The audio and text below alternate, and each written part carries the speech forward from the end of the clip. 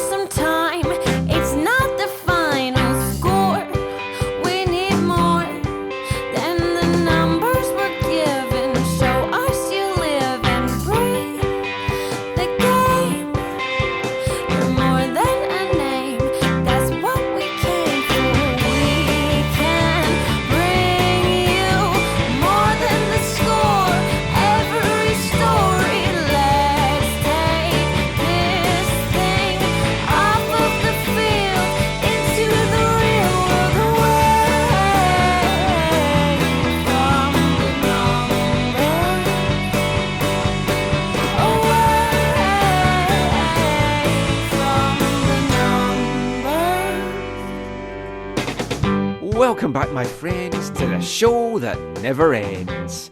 It's another episode of There's Still Time, the AFTN Soccer Show, broadcasting on CITR Radio 101.9 FM from the unceded Musqueam Territory at the University of beautiful British Columbia. I'm Michael McCall. And I'm Zachary Adam Eisenhammer. And it might be a free bye week for the Whitecaps, but that's not going to stop us having another jam-packed show. Because, I mean, it's the international break, Zach, so much international football for us that we can talk about. There's the Canadian... Oh, no. Oh, my. Michael, you're so depressing. Yeah, I hadn't planned to start off by being so negative, but I'm on the US soccer media mailing list. Oh, that must be fun. It actually is, because you can compare what they do at US soccer compared to what Canada soccer do.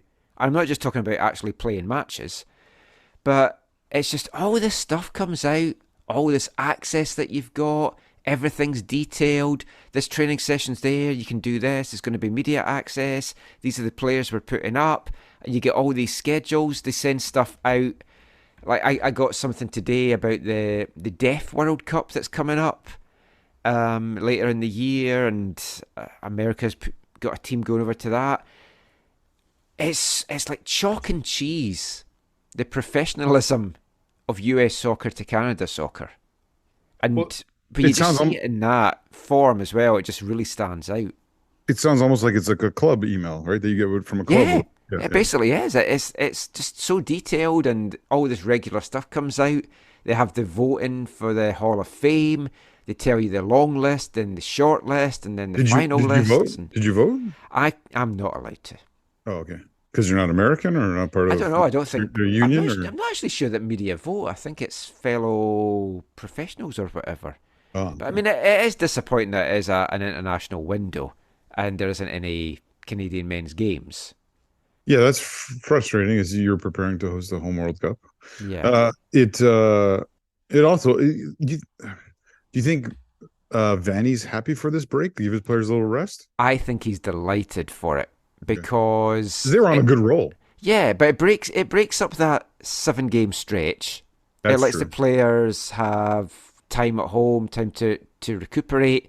For players like Sam Adekugbe and Richie Larea, Ali Ahmed as well, they're not now going away with Canada, so they've got proper time to recuperate and get ready for the next games to come. And in Sam and Richie's case, get a chance to settle into the new city that they're living in. I know Sam's been here before, but all these things are important as well. So I think this actually comes at the perfect time for the Whitecaps. And from a player's perspective, and from a selfish perspective as well, I like that Canada isn't playing because it does give them this extra break.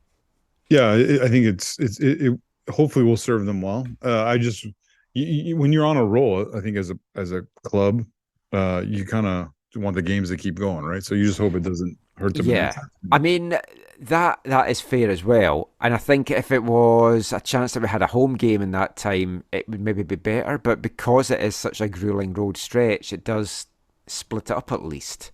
Mm-hmm. But yeah, I mean, we'll talk Whitecaps in this part, Next part, we're going to bring you an interview. Got to sit down with Sam Adekugbe. Part 3, we'll talk some CPL stuff. A lot to talk about just in general, but before we get into all the football chat, how has your week been? Life is very full. It's a time of year where there's lots going on. I was speaking last weekend, so that takes up a considerable amount of time. Well, you do talk a lot. Well, yeah, I talk weekly to a younger age group that I work with predominantly, but this last week I was speaking to the kind of the larger context. So that always requires more time, more energy, and a different way to think about things. But no, it's also just going back to school, and so as I work with students and stuff, there's lots to get ready for, and as I have my offspring to look after and parent and love and care for, there's lots going into that as well. Yeah, I love this time of year because it means I can get back out and there's no kids running around. I get to go places and chasing you and your dog. Yeah.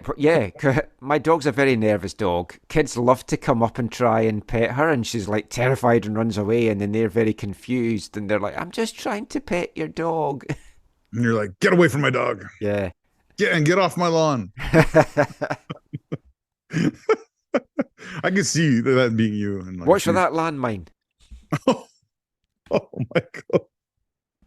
If I had a bigger yard, maybe, but yeah, life is very busy and very full. But we'll talk about this later. But it was good to get out to the stadium and have another different kind of experience, another new experience, another first. A rainy experience. A partially rainy day. I got a message actually from someone today. I won't share his name, who thoroughly enjoyed your vacation chat. Oh, and yes. Said, I wish there was more of that. Maybe you could do a separate show on it. I went, there was more. I cut out about 10 minutes. Only 10 minutes? Yeah. I haven't listened back to. Sometimes I listen back to parts of what we do, but by the time we'd finished talking about your vacation, we were over the 20-minute mark of the podcast, and I was like, need to cut a bit of that out. Well, maybe in the off season we have one of those kind of dead weeks. We can just talk about. That's our busiest time of the season. That's my favorite time of the season. I know, but we always have room in those times. People love the 3-4 hour podcast in that time of the year, don't they? They're cold. They got nothing else to do. I've said to you before, the longer our podcasts, the more listeners we get. Although I don't know if it's because they have to listen to it in 5 different sittings to get through it all. They put it on. They fall asleep to it. They wake up. They have to start again. Yeah. That might be why. I mean, a couple of weeks ago we had the podcast with Har where there was 2 parts on women's soccer and 1 part on CPL and an interview with Ivan. Most popular podcast ever? It was our lowest podcast for months. So that's why we need to ramp the Whitecap stuff back up again. Whitecaps will be rubbing their hands at that, playing hardball. Oh, you want the content? Well, you have to do this for us now. Don't they do it to you already? No, I'd mentioned a couple of weeks ago, and I probably should have clarify because I had a couple of folk mention this when I said next year maybe have a think as to what we're going to cover on the site, on the podcast, folk that I feel appreciate what we give them.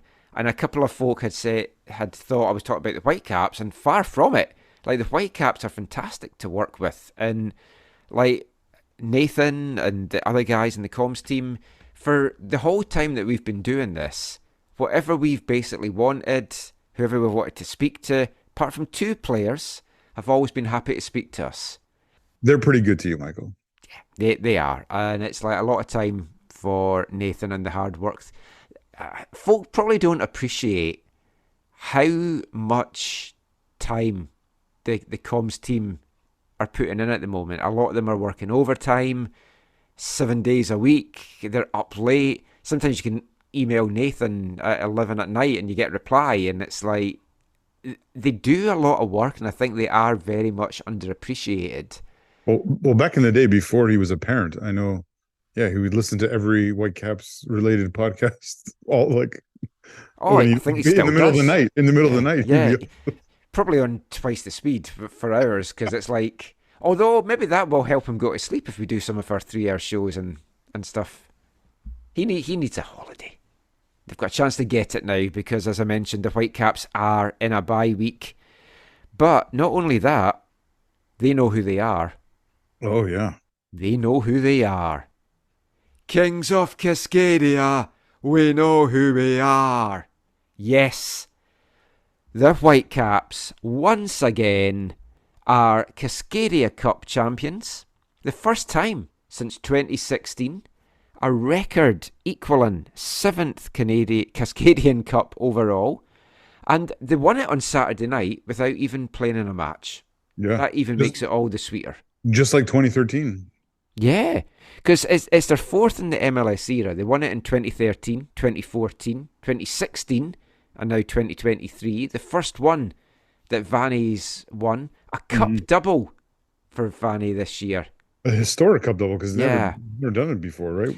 I would have preferred the Leagues Cup and Canadian Championship if we were going for a cup double, but I'll take the Cascadian Cup. I thought you were going to say MLS Cup. Oh, yeah, we've still got that'll be the treble that we've got to come. I've got my bet to rake in here. Yeah. $810 is coming my way. Too bad you couldn't have put that down for a treble. That would have probably made you even more money. Parlayed that or something. Ooh, I don't speak the language. I don't speak the betting language. I don't know if what I said is correct, but I don't know. It sounds good to me. I just keep getting Caitlin excited by going, your Christmas presents are going to be massive this year. So, I mean, they won it because Seattle, to throw another football song in, 2-0 and you fucked it up. Yeah, they totally capitulated. Oh. And it all came, I mean, so they're up 2-0 or whatever, right? It all comes from that first half moronic decision. Right? Like, how many times have we seen that? I mean, in Vancouver with Eric Castley, who would love and appreciate. But yeah, it all comes from a first yellow card for taking off your shirt in celebration over a first half goal. Yeah. What did I said that a couple of weeks ago. Yes. That is the thing that pisses me off the most. Because we're talking about CPL games, and I said, you don't know if that yellow card is going to cost you down the line for, like, accumulation, yeah. But when you then get sent off for it, it's the most ridiculous thing. And yeah, a first half goal. Now, to be fair, I'm probably jumping out of order of how you want to talk about things here, but I thought the second yellow was extremely harsh because to me it was sort of like the players ran into each other as opposed to any kind of challenge or intentional obstruction. And maybe I'm wrong, but that's how I saw it. And then as I watched it on because I was watching it live, and as I watched the replays, I was just like, oh, that's incredibly harsh. I mean, yeah, it didn't look like a yellow to me in any way, shape, or form, let alone like extremely harsh to be a second yellow. I don't know. Am I wrong? I mean, I've talked about this before. And you can't, just because it's going to then be a sending off. If he wasn't booked, and you're given a booking anyway, you still have to give the booking. No, but it does make it harsher. But that's what I'm saying. I think it was a bit harsh. I think it was borderline a foul, not borderline yellow card, right? Like that I don't know. Well, I mean, we've seen that a few times this season. That it's like there's things I've seen that I don't think was. But yeah, can VAR review that then? Because it's not technically not for a red card, right? Like that's the one thing. I think they can, yeah. So I guess they thought it was legit. There's not clear evidence to override the referee's decision. Well, that's the thing. I watched the replay and I was like, clearly does not look like a yellow card to me. But if there's any element of doubt, unless it's absolutely 100% clear cut, like if you can look at it and think, maybe I could see why, then you can't override that. Regardless, I think the bigger point for the purposes of our podcast is I think it needs to be marked as this is an occasion where VAR not interfering went the Whitecaps. Yes. I think that's one of the things, in addition to the actual trophy, that's one of the things that can be celebrated. But it was like a couple of weeks ago, I spoke about that Javane Brown tackle that he got booked for, and it was a free kick. It wasn't even a free kick, never mind the booking. Yeah. And thankfully that didn't cost him, because he could have picked up a second yellow later in the match, and then the Whitecaps are down to 10 men. So, I mean, I've watched some very interesting decisions in Scotland this past weekend with VAR, and you're watching it, and it's still human error. because you're watching that and you're like, how are they then reviewing that and still not overturning that decision? Mm-hmm. I don't know. But aside from winning the Cascadia Cup, it was great for the Whitecaps because Seattle, a team that they're Yes. chasing in the playoff hunt, then Yeah. dropped 2 points as well. It's And not the playoff hunt. It's the seeding for the playoff yeah, hunt. yeah.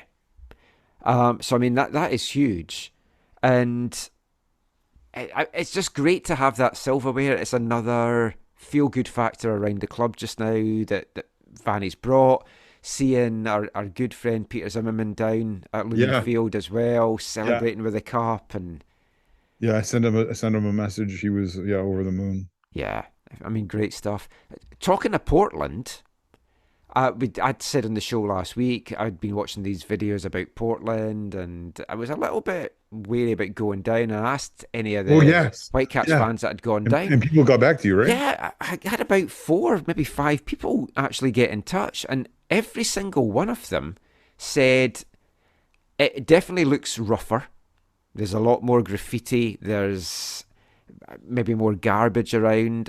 A bit of an increase in homeless people in tents and stuff, but they didn't feel unsafe. That's good. The stores are definitely quieter, and it's maybe lost a bit, but everyone that went had a good time. Folk were fine. Some folk were like 11 o'clock, 12 o'clock at night coming out of pubs and stuff. They didn't feel That's good. unsafe. They saw people walking dogs and stuff around. So, yeah, maybe the That's videos were a little bit exaggerated, because there is a lot of those on video. Because Yeah.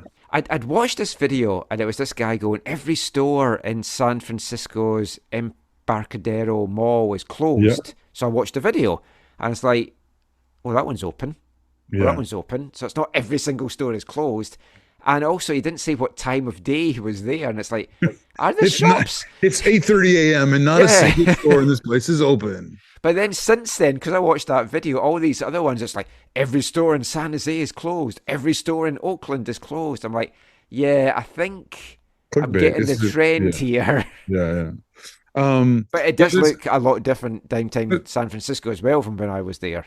that's There good to is a hear. lot Though. of things closed. It's good to hear that people still felt safe in Portland, because I mean, no matter where you're coming from, Portland away has always been like a fun day out, right? I mean, because the football and the football culture there is so great, and the city in general, I would say, is very welcoming Yeah. to supporters. I And mean, so, this might not go down well, but out of the two cities, I've always felt Seattle is the much more attractive city. you mean as a city or as a football away day? Like, what do you like? 'Cause No, me I and like football- as a city. I think Okay. Seattle's the more attractive city. I think it's got a lot more going for it. Portland, I always found it a little bit more kind of rough and ready. Yeah, I feel like because it's smaller and stuff, there's always places to go and things to do that I wanted to do. That Yeah. plus, also I think when you're, I think I also went more places and did more things in Portland because there, I don't know if this has changed, but there was no state tax in Oregon, so things were Oh, always just yes. a little bit Yeah. cheaper and stuff. So And I would also because actually it's go places smaller, it's easier to get around a bit as well. yeah, yeah, I like the food scene better in Portland yeah. than And, I Seattle. mean, I mean, that's the not to say pods and that's not to say that Portland or Seattle doesn't have some great food options, no. obviously, but yeah. Also, the Portland fans are a lot less obnoxious than the Seattle fans. 150%. And I do prefer Portland Stadium because it's smaller and it's more just compact. And so, in general, in football in terms, I prefer Portland. Yeah. As a city to visit, I've always kind of preferred Seattle. But yeah, the no sales tax was always helped. But hopefully, I'll get down to Portland. Probably won't be for playoffs unless Portland do an amazing late run, which they could. Could get this new coach bounce. They're starting to get a couple of points anyway. Or they But, could get. Is there a chance they could sign like an Argentine on a free that could like turn their season around? possibly. You never know. I hear that's popular route in MLS. Yes. The Whitecaps were in action on Saturday, and we won't delve too much into the game in New York City because it was a horrible game of football. I did not enjoy that game on Saturday at all, but it was a fantastic point to get on the road. 7 points from the first 3 road games on this 7-game stretch is an absolutely amazing return. Yeah, it is undefeated. Um, I think it feels hard. Like, how many years has NYCFC been in the league now, and they still play in that horrible situation, 2014, I think right? they joined. Yeah, I mean it's really poor. It's not it feels, I know it's within regulations in terms of the size of the field, but it Yeah, it always does feels not so look it though, does it? small. Yeah, I mean, let's talk about that. And I was going to talk about that after the game, but we'll talk about that now. yeah. So, the pitch, the stadium, the setup, it looks terrible on TV. Mm-hmm. And whenever you've got like weird slanty angles and stands, it just Doesn't makes help. things look worse. Yeah. I said this in my report, and someone queried what I meant, and then I kind of clarified. So just to kind of explain, it's only allowed because it's in New York. Yeah. Oh, yeah. If Vancouver said, "Oh, we want to have this as a setup," it would be like, "Yeah, no way." Not a chance. But because they wanted a New York derby, because it's one of the 2 major markets for media in the US, it's like, "Yep, do this. Okay, it's short term. Okay, now it's medium term. Okay, now it's turned into long term, although things are progressing in that." But any other city outside of probably LA and that, and maybe if Beckham's Miami had said, "Oh, this is what we need to do as well to start with," other clubs would not be allowed that. Like if Columbus or Chicago were like, "Oh, we'd like to do this," it'd be like, "No, you're not going to be in the league if you do this." Now, there were some interesting quotes after the game. Ryan Gauld was asked about it, and he said, "It wasn't fun. The pitch is at a strange angle. It's shorter than other pitches. The grass is really, really poor. It's a bit of a surprise in a league like this that they even can be allowed to play in that stadium. But it is what it is, and we're just more happy to come away from here with a point." And it's the first time he's played there, and he must have been like, "What is this?" Yeah. Yeah, because I mean, I think he's been to a number of places where he's seen the quality that the league has, and that the different clubs have to offer. And so, yeah, I think for him, it's even just a comparison of the other places he's seen. Like, When I spoke how can to you him, have such good places like, the place I just went, BMO Stadium in LA, and then you go to New York and you're like, wait, what is this? yeah. Also, because there's so many folk watching around the world now, a lot of folk won't have seen this stadium like this until recently, and they're going to be like, "What? How's that allowed?" Yeah. And like Vanny said, I feel for them and I feel for the fans of New York. This is a fantastic stadium. I've never been to Yankee Stadium before. I'm really happy that I have the possibility to come here and play. But it's designed for a different sport. I can see the thing about our stadium when they complain about the turf and everything, so it is what it is. And it isn't ideal. And I haven't watched tons of NYCFC games. I watched them in the playoffs, and the Eastern Conference, I maybe watched the odd highlight, and I forgot how bad it was until I switched the game on, and it's like, oh yeah, it's just so poor. And it probably affected the Whitecaps a little bit because we like to use width. We've got our wingers. Yes. And, Well, yeah, with the new setup, especially. yeah. It limits how effective that can be. So, I mean, getting back to the game, I think that probably explains why it wasn't a fantastic game of football. I mean, the lineup that they had out, I think arguably that is the Whitecaps' first choice lineup right now. The only change would maybe be Ali Ahmed in the middle for Schopf. I concur. But I can see some games that Schopf would be preferred and some games that Ali would be preferred. So, I mean... That's fair. Yeah, the rest of it for me, that you're looking at that as that's your strongest lineup. That's the lineup that you would hope is going to be lining up for much of the playoffs. But the first half, it was so much of a non-event. That said, New York should have gone in the lead because Andres Jasson missed a sitter in front of goal, 6 yards out. Great work by Maxi Morales, and he's going to be a good addition back with NYC. Perfect cutback, and you're like, oh, there we go, it's 1-0. It was harder to miss. That was a real jazz on for sure. Yes, he made Man, a jazz on of himself. it, it was horrendous.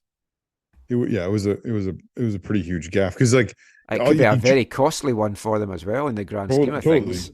because when you look at it back and you see the replay, especially the one from behind the net, it's like um Takaoka is like not going to get there. Like if it's on frame anywhere, it's like in the net Yep. essentially.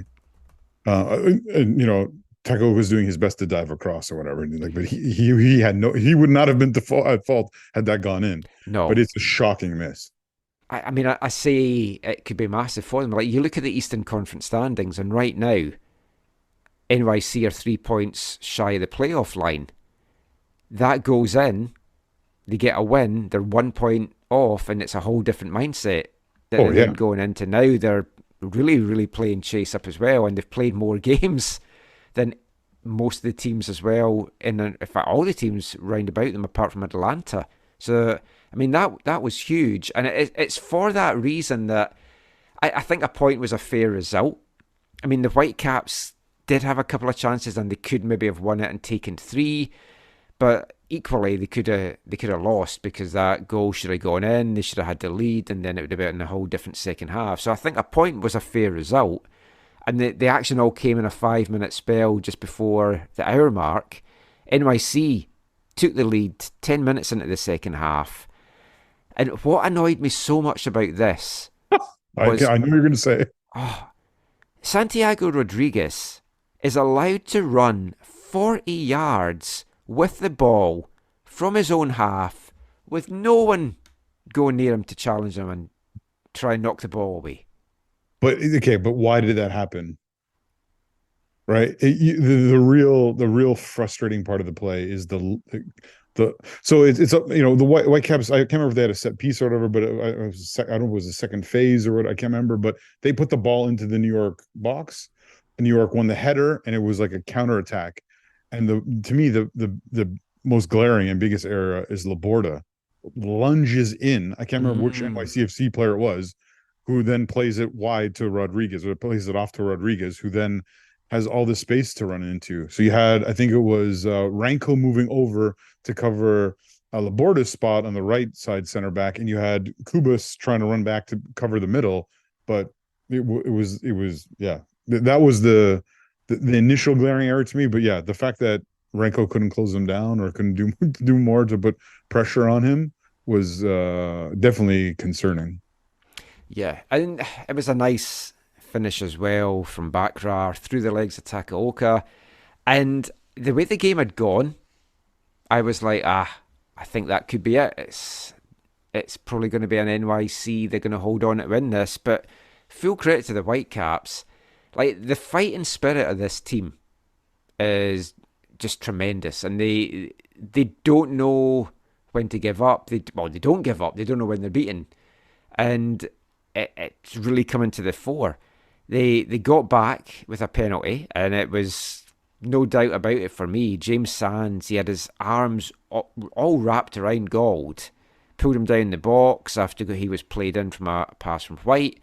After a long time to sort everything out, Gold picks himself up, scores from the spot. It's 1-1. That's the end of the scoring.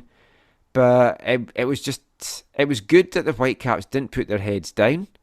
And we've seen that so much from Vanny's teams, but this year in particular, there's a fighting spirit that I feel bad for thinking, oh, that's going to be it now, because I shouldn't, because this is a team that does come back and can get these points.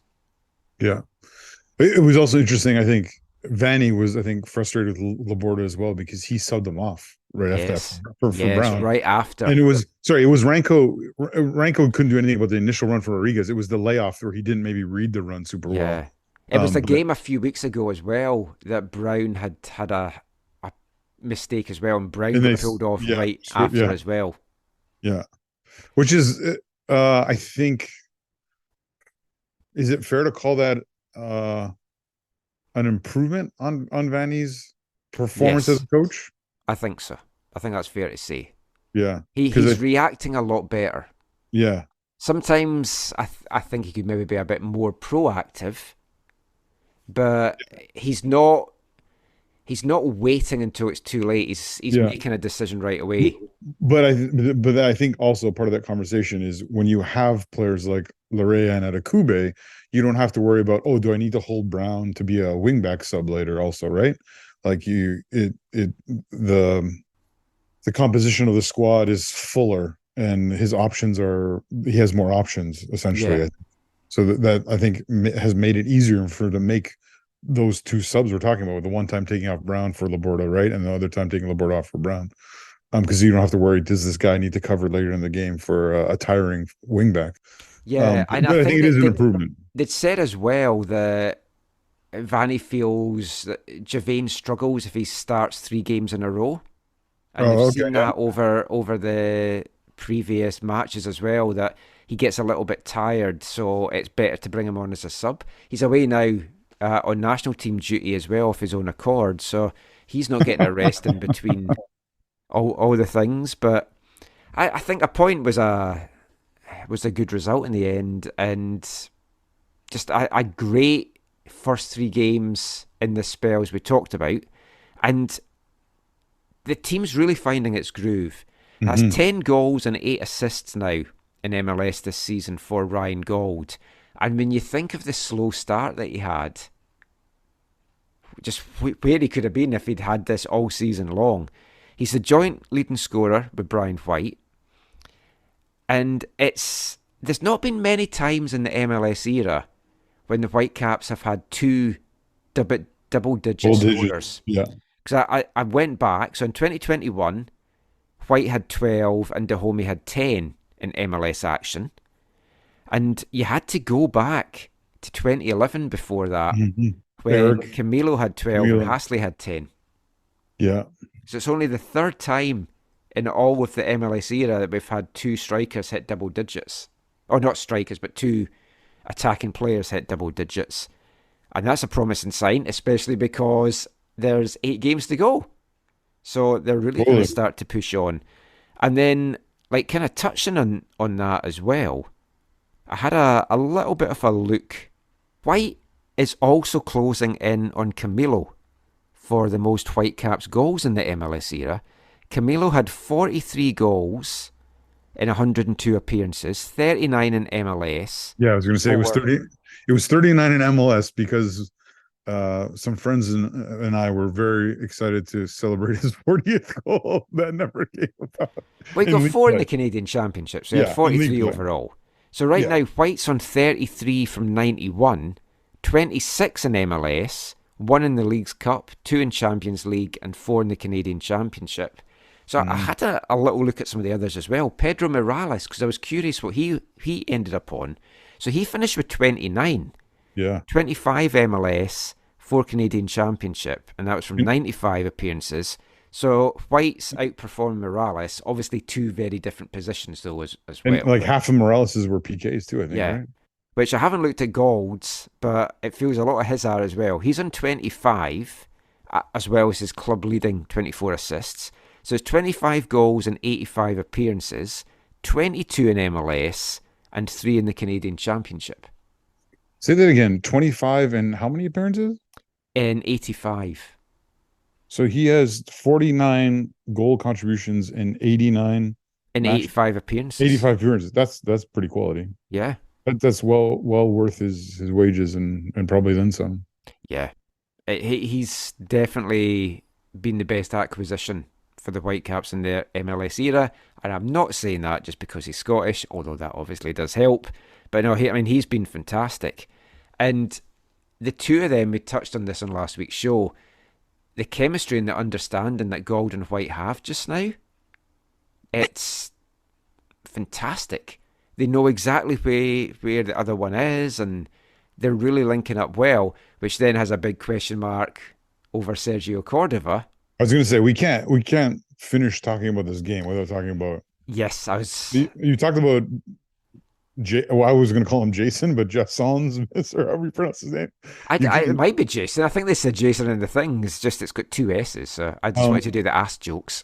oh, okay. Well, yeah, you can't talk about that without talking about Cordova's miss. Yeah, the flag was up, but he was onside. But he was onside. Yeah, it would have counted when they reviewed it. Yeah. That was what I was meaning about the Whitecaps could have won it.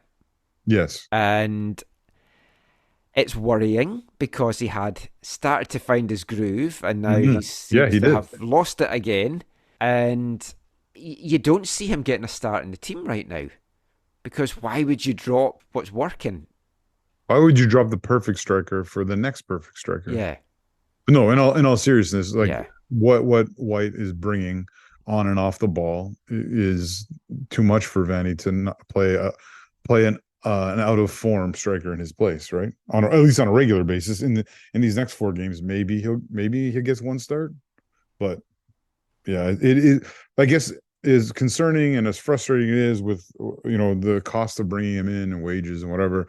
The hope is, like you said, he had a very poor form to start the year. Then it seemed like he hit some good form, and he has been known to be patchy. So I think the hope for Vancouver fans would be that he hits that next patch just at the right time at the end of the season, going into the playoffs or in the playoffs. My worry about that, though, is he's not going to get enough minutes on the pitch to hit that patch. That's a valid worry, valid concern. But you can't just play him in the hope that that's going to happen either, because you need to have those contributions. And like Brian White's not faultless because you know my thoughts on XG. I won't go into all that again. Yeah, but he should have way more goals than he does. Yeah, but to be fair, and I can't remember his last. Is this his 3rd season now? Yeah, 21 he came midway through the season, so and 2.5. So he got like 10 goals or 12 goals in half a year, and then last year he didn't even hit 10, right? In league play, just under, I believe. Yeah. So I remember last year I was like, oh, he's gonna regress to the means or whatever. This year he's already outperformed what I thought he would do. So I can't fault him for what he's done. But you're right. He doesn't take all of the chances that are created for him from players like Gauld and early in the year players like Gressel. But the one thing at least I think with the depth that they do have, if like a White were to go down, even though Kudrova isn't in form, you have someone has the capability to score in bunches, right? So with obviously a number of other types of players with different types of quality, that could fill in or play different roles. But yeah, right now, the thing that the Whitecaps need the most is they need to keep everyone healthy and they need to kind of just keep rolling the way they are. Yeah. I mean, we don't want to jinx anything, but that is a big thing, keeping everyone healthy for the most important time of the season. Are you talking about the Halle Berry character from James Bond? I've never liked James Bond. Oh, I think she played a character called Jinx in, like, was it Daniel Craig's first one or? I've always liked Pussy Galore. Oh, Michael. And of course, Sean Connery and stuff. I've got Brian White's stats up here. He scored 7 last year, so I knew it was just under the double digits. But I had forgotten he only got 4 in MLS because 3 of them came in the Canadian Championship. Oh, it was 7 on total, right? Yeah, 7 in total, so it's only 4 in MLS play. It was quite the regression because the year before he had 10 or 12 in the league, I think. Yeah, and that was over half a year. Yeah. I was from 26 appearances as well last year, so he'd had a bit of an injury from the pre-season, if I remember right, coming into it. Yeah. But the Whitecaps just now flying. Currently sit 6th in the Western Conference on 38 points from 26 games, 10 wins, 8 draws, 8 defeats, 8 games to go. A lot of 8s there. So, top of Canada, top of Cascadia. Don't forget those. Yes, it's like all our rivals have been put to the sword, so that's good to see. So, I mean, that's the standings in the MLS West heading into this weekend. But although it's the international break, San Jose, Kansas City, Minnesota, Portland, and LAFC from the Western Conference are all in action. What, Michael? MLS is going to play games during an international break? I'm stunned. Well, I mean, have you heard about Miami's situation? Because not only are they losing Messi, but 9 players are away on international duty. And they're not forfeiting or No, not canceling or not no, saying, hey, reschedule this. Hey, Garber, reschedule so we can make the playoffs. is Apple not saying, oh, no, we can't show a Uh, game with no Messi? yes, the pitch is unavailable due to inclement weather. Or you might find it could be a burst pipe or something. Yeah, exactly. Warthogs on the pitch or something. We'll come back to Miami in a little bit.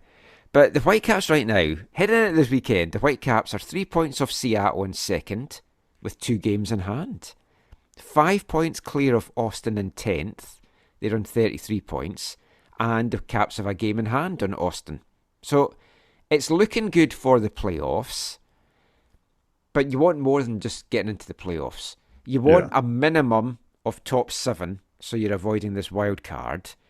Ideally, you're wanting top 4 because of the best of 3 series to get 2 home games if you need 2 home games. Oh, I forgot it's best of 3.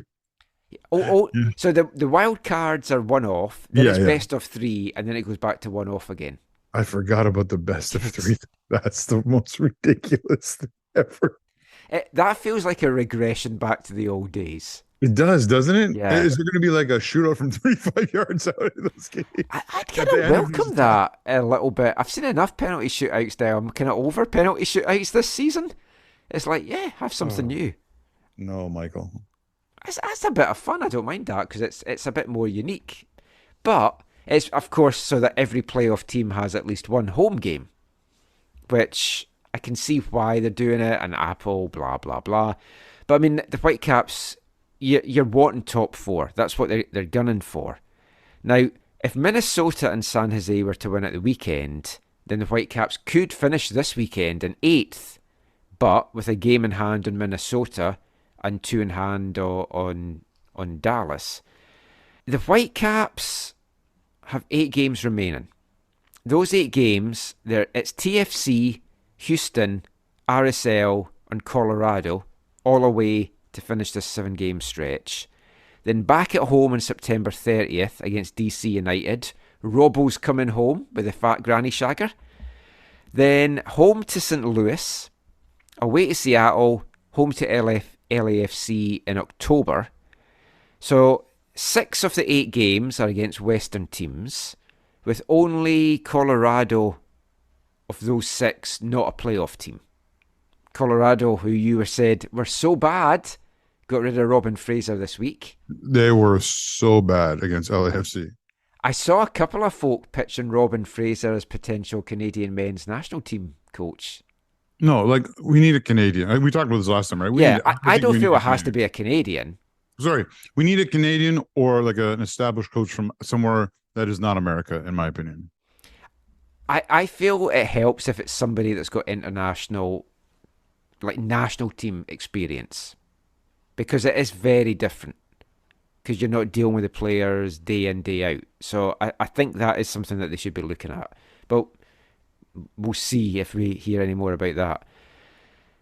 Looking at the games, I can see 3 points from Toronto. I know they got that win, but I mean, you've got to be looking at Toronto and thinking, 3 points there, 3 points in Colorado.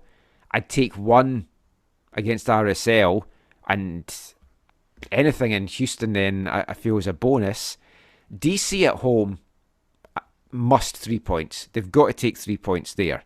So that's then 10 points from the rest of September, which would give them 48 points.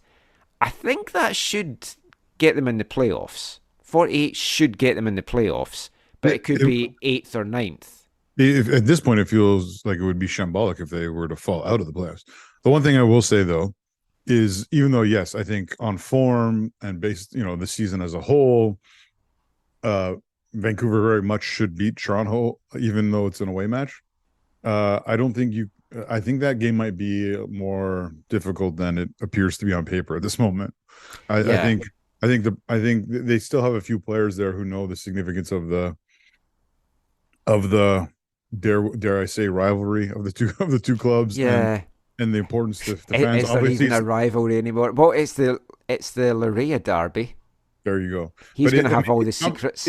It's not on the level of Montreal and Toronto by any means, but yeah, TFC and their supporters, like with Montreal, will not want to lose No. at Vancouver at home. And I still hate them. So there's that. Like I'm not saying it's necessarily like megaphone throwing worthy if Toronto FC loses, but yeah, they will not be very happy. Yeah.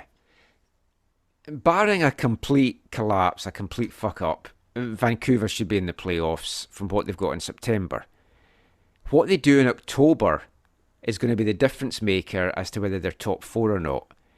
October's tough because it's like St. Louis are flying, but obviously it's at home. Our form's pretty good at home, but we have dropped points. Seattle away, we have struggled off late down there.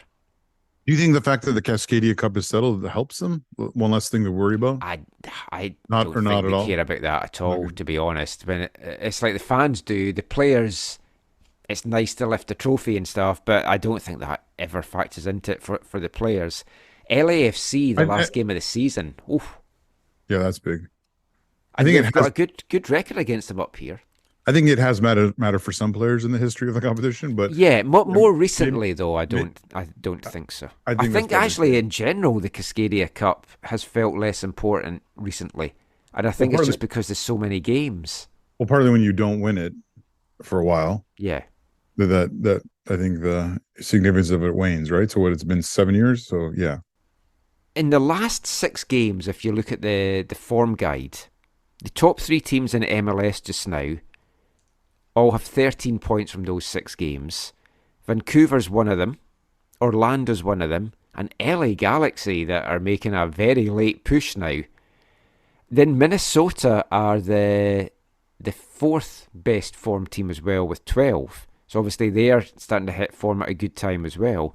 Minnesota's unbeaten in 6 with 3 wins and 3 draws, and a lot of it's been sparked by Reneso coming back and he's in fantastic form. Houston's unbeaten in 5 now. 3 wins and 2 draws. So they've started to hit a little bit of a groove. Only 3 of the last 8 games, though, for the Whitecaps are against top 10 form teams. Minnesota Right. in 4th, Houston in 7th, RSL in 10th.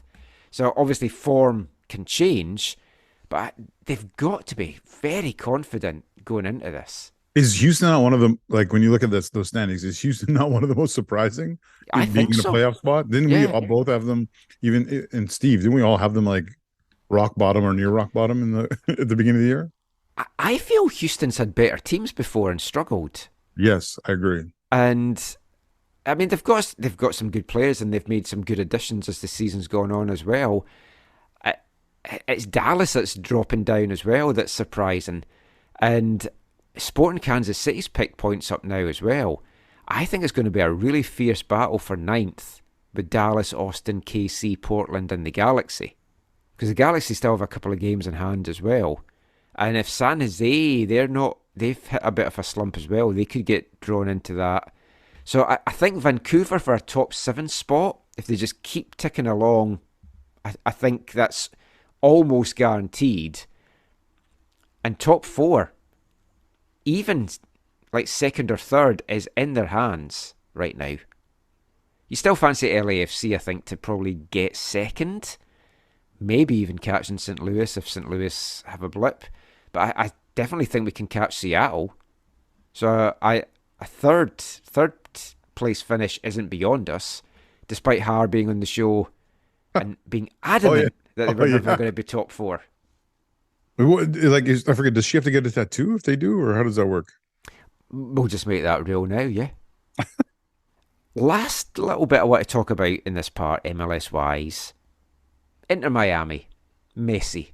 They're still 3rd favourites to lift the MLS Cup. Yeah. Well, they dropped. Single They dropped. digits.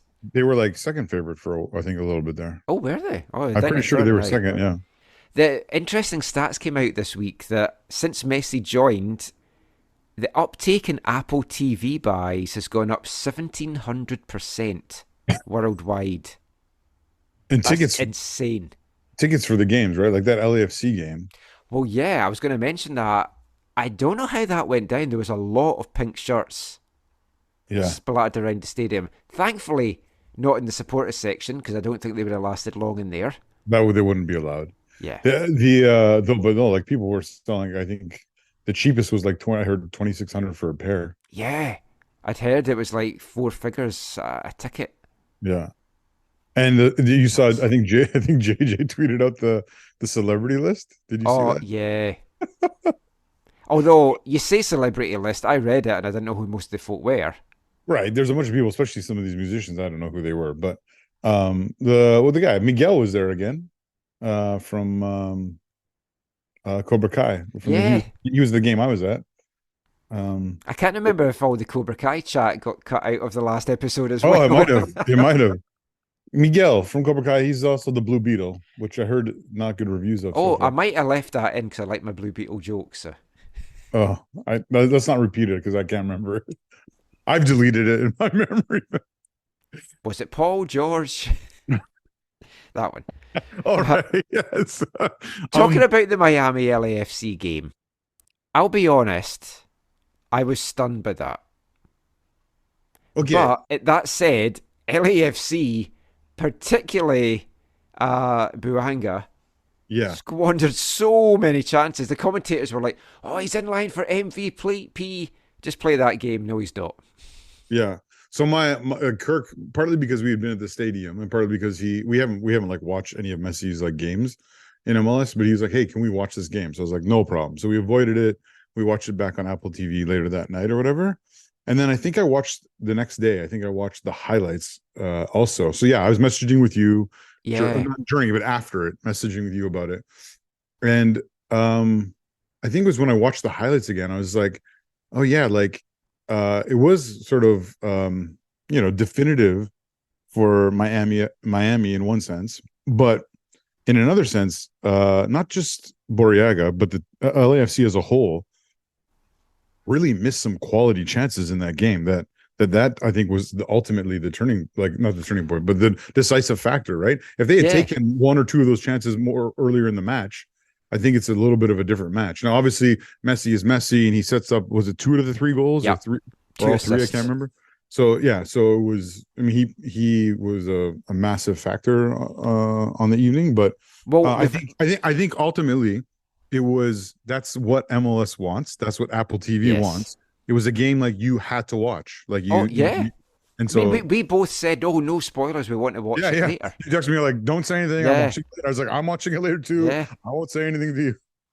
Well, this is surprising because we're not broadcasting live, but I've actually just got a DM in about that game. Oh no. Carlos Vela's still very upset he didn't get the ball passed to him. Oh,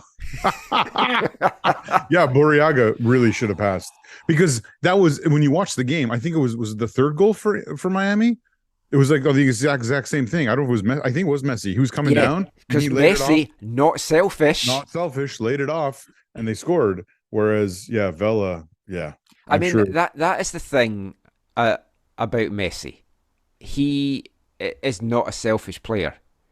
Like, he can go and try all these things and do all these things, and he'd get away with it. He wouldn't get a hard time.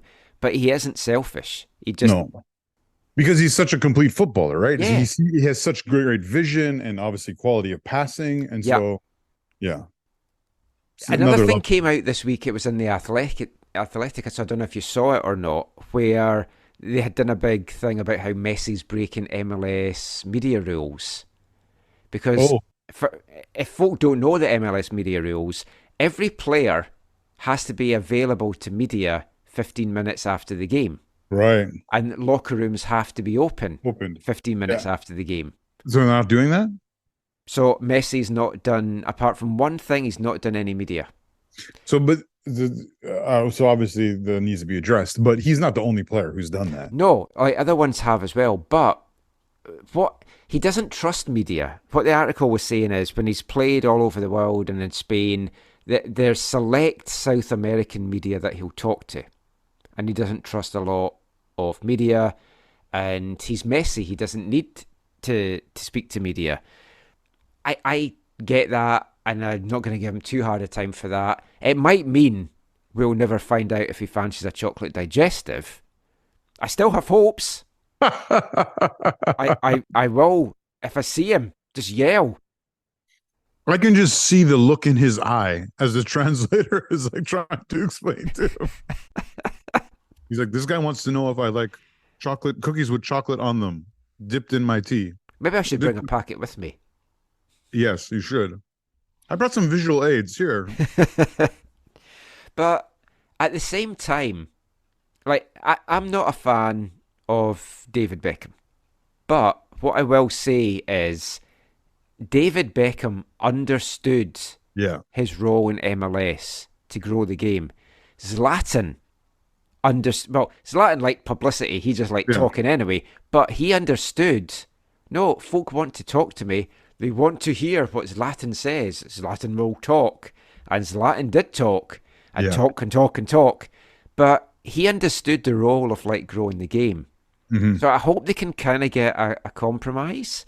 He has come out and said, because he said about the artificial pitches, he's like, no, I play on any pitch in my career. Yeah. I'm not going to play on artificial pitches. So that was just all scare things. It would be nice if he did a bit more media, but it's going to be a bit of a gong show. I can understand why they wouldn't open the locker rooms for that very reason. And to be honest, I don't like going in the locker rooms. A lot of the teams are basically... At the Whitecaps, you don't go in the locker room. Well, you can. But, really? Yeah, we kind of have an agreement that they'll bring the players out now. They bring the players out, yeah. Because I prefer that anyway. Because to me, coming from the UK, that's their special place. Yeah, yeah. And I don't feel media should even be going in there. So, I mean, it might end up leading to changes.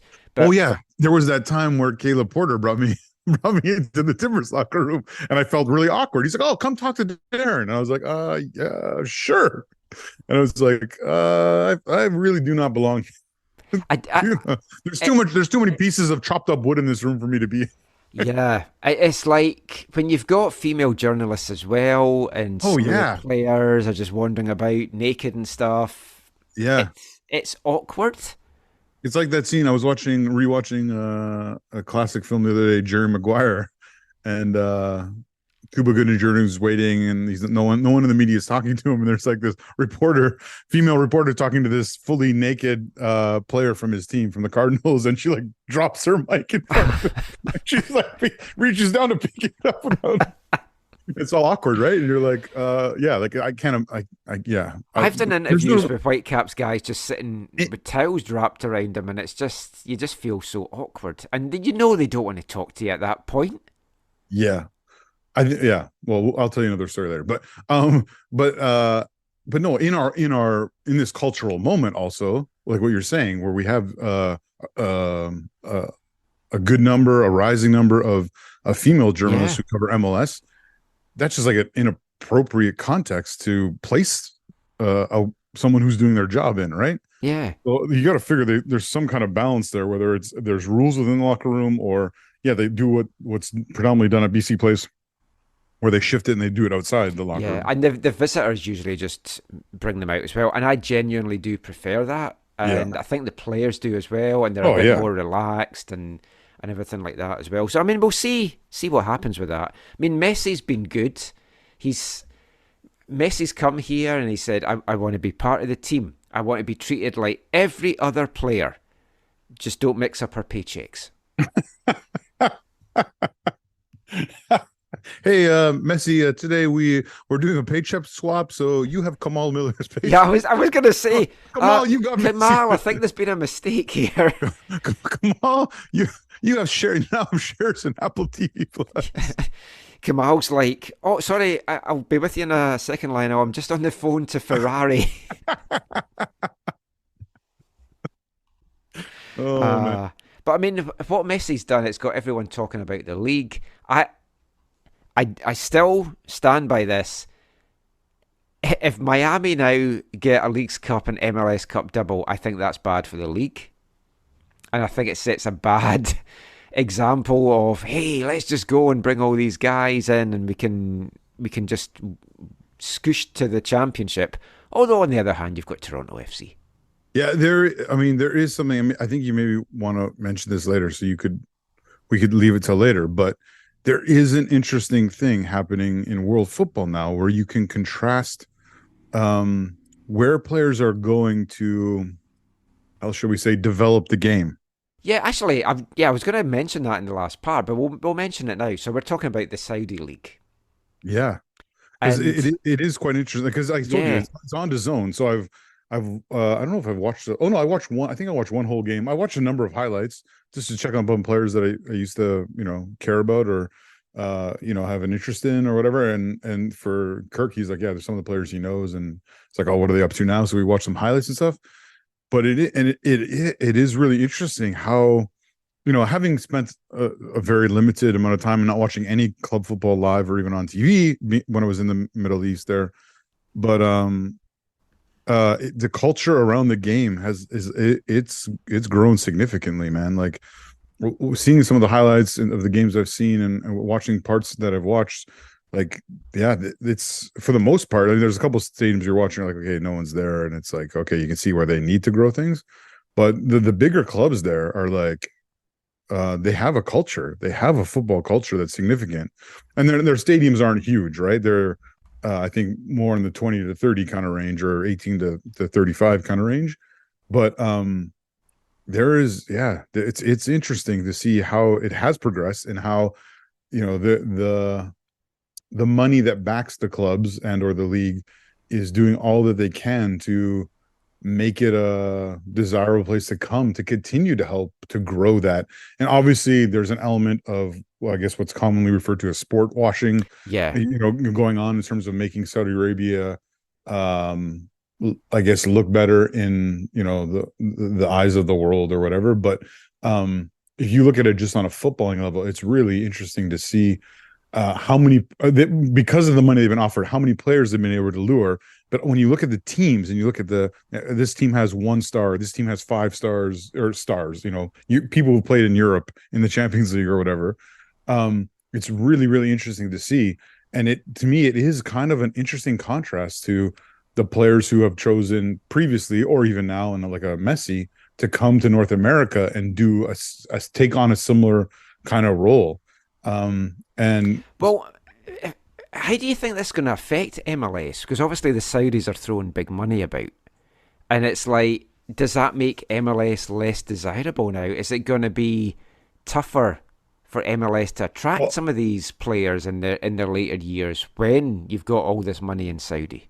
I guess one way I think about it is North America sort of pridefully prides itself on being about capitalism, and capitalism is supposed to thrive when there's competition. So in one sense, maybe that'll be good for them.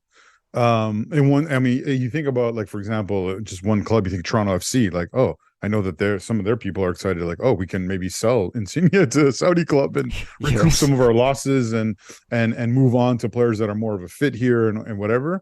So I think there will be a few situations where it helps them with that. But no, I agree with you. It will create there less opportunities to bring in the types of players that might um move the needle on and off the pitch, like a Beckham, like a Messi, like an Ibrahimovic.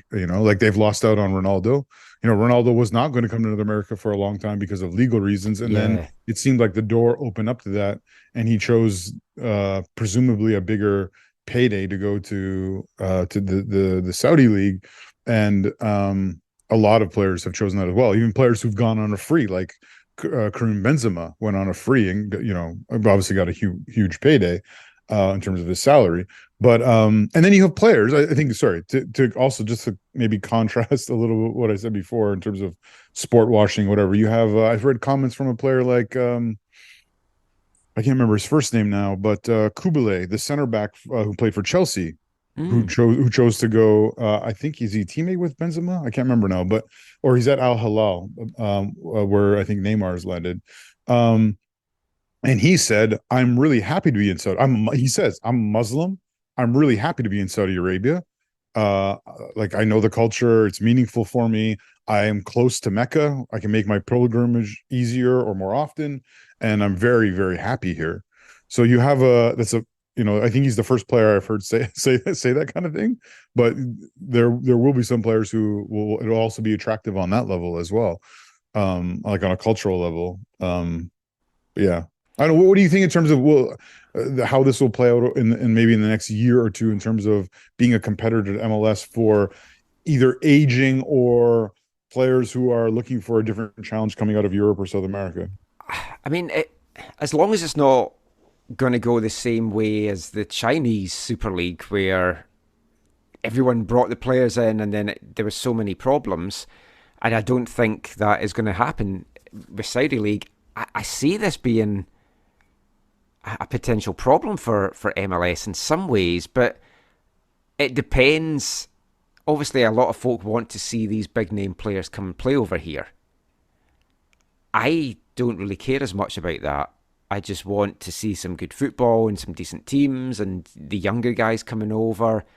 And like if you look at some players that's lit it up in the league that you would never have heard of, and they wouldn't probably be on the Saudi radar.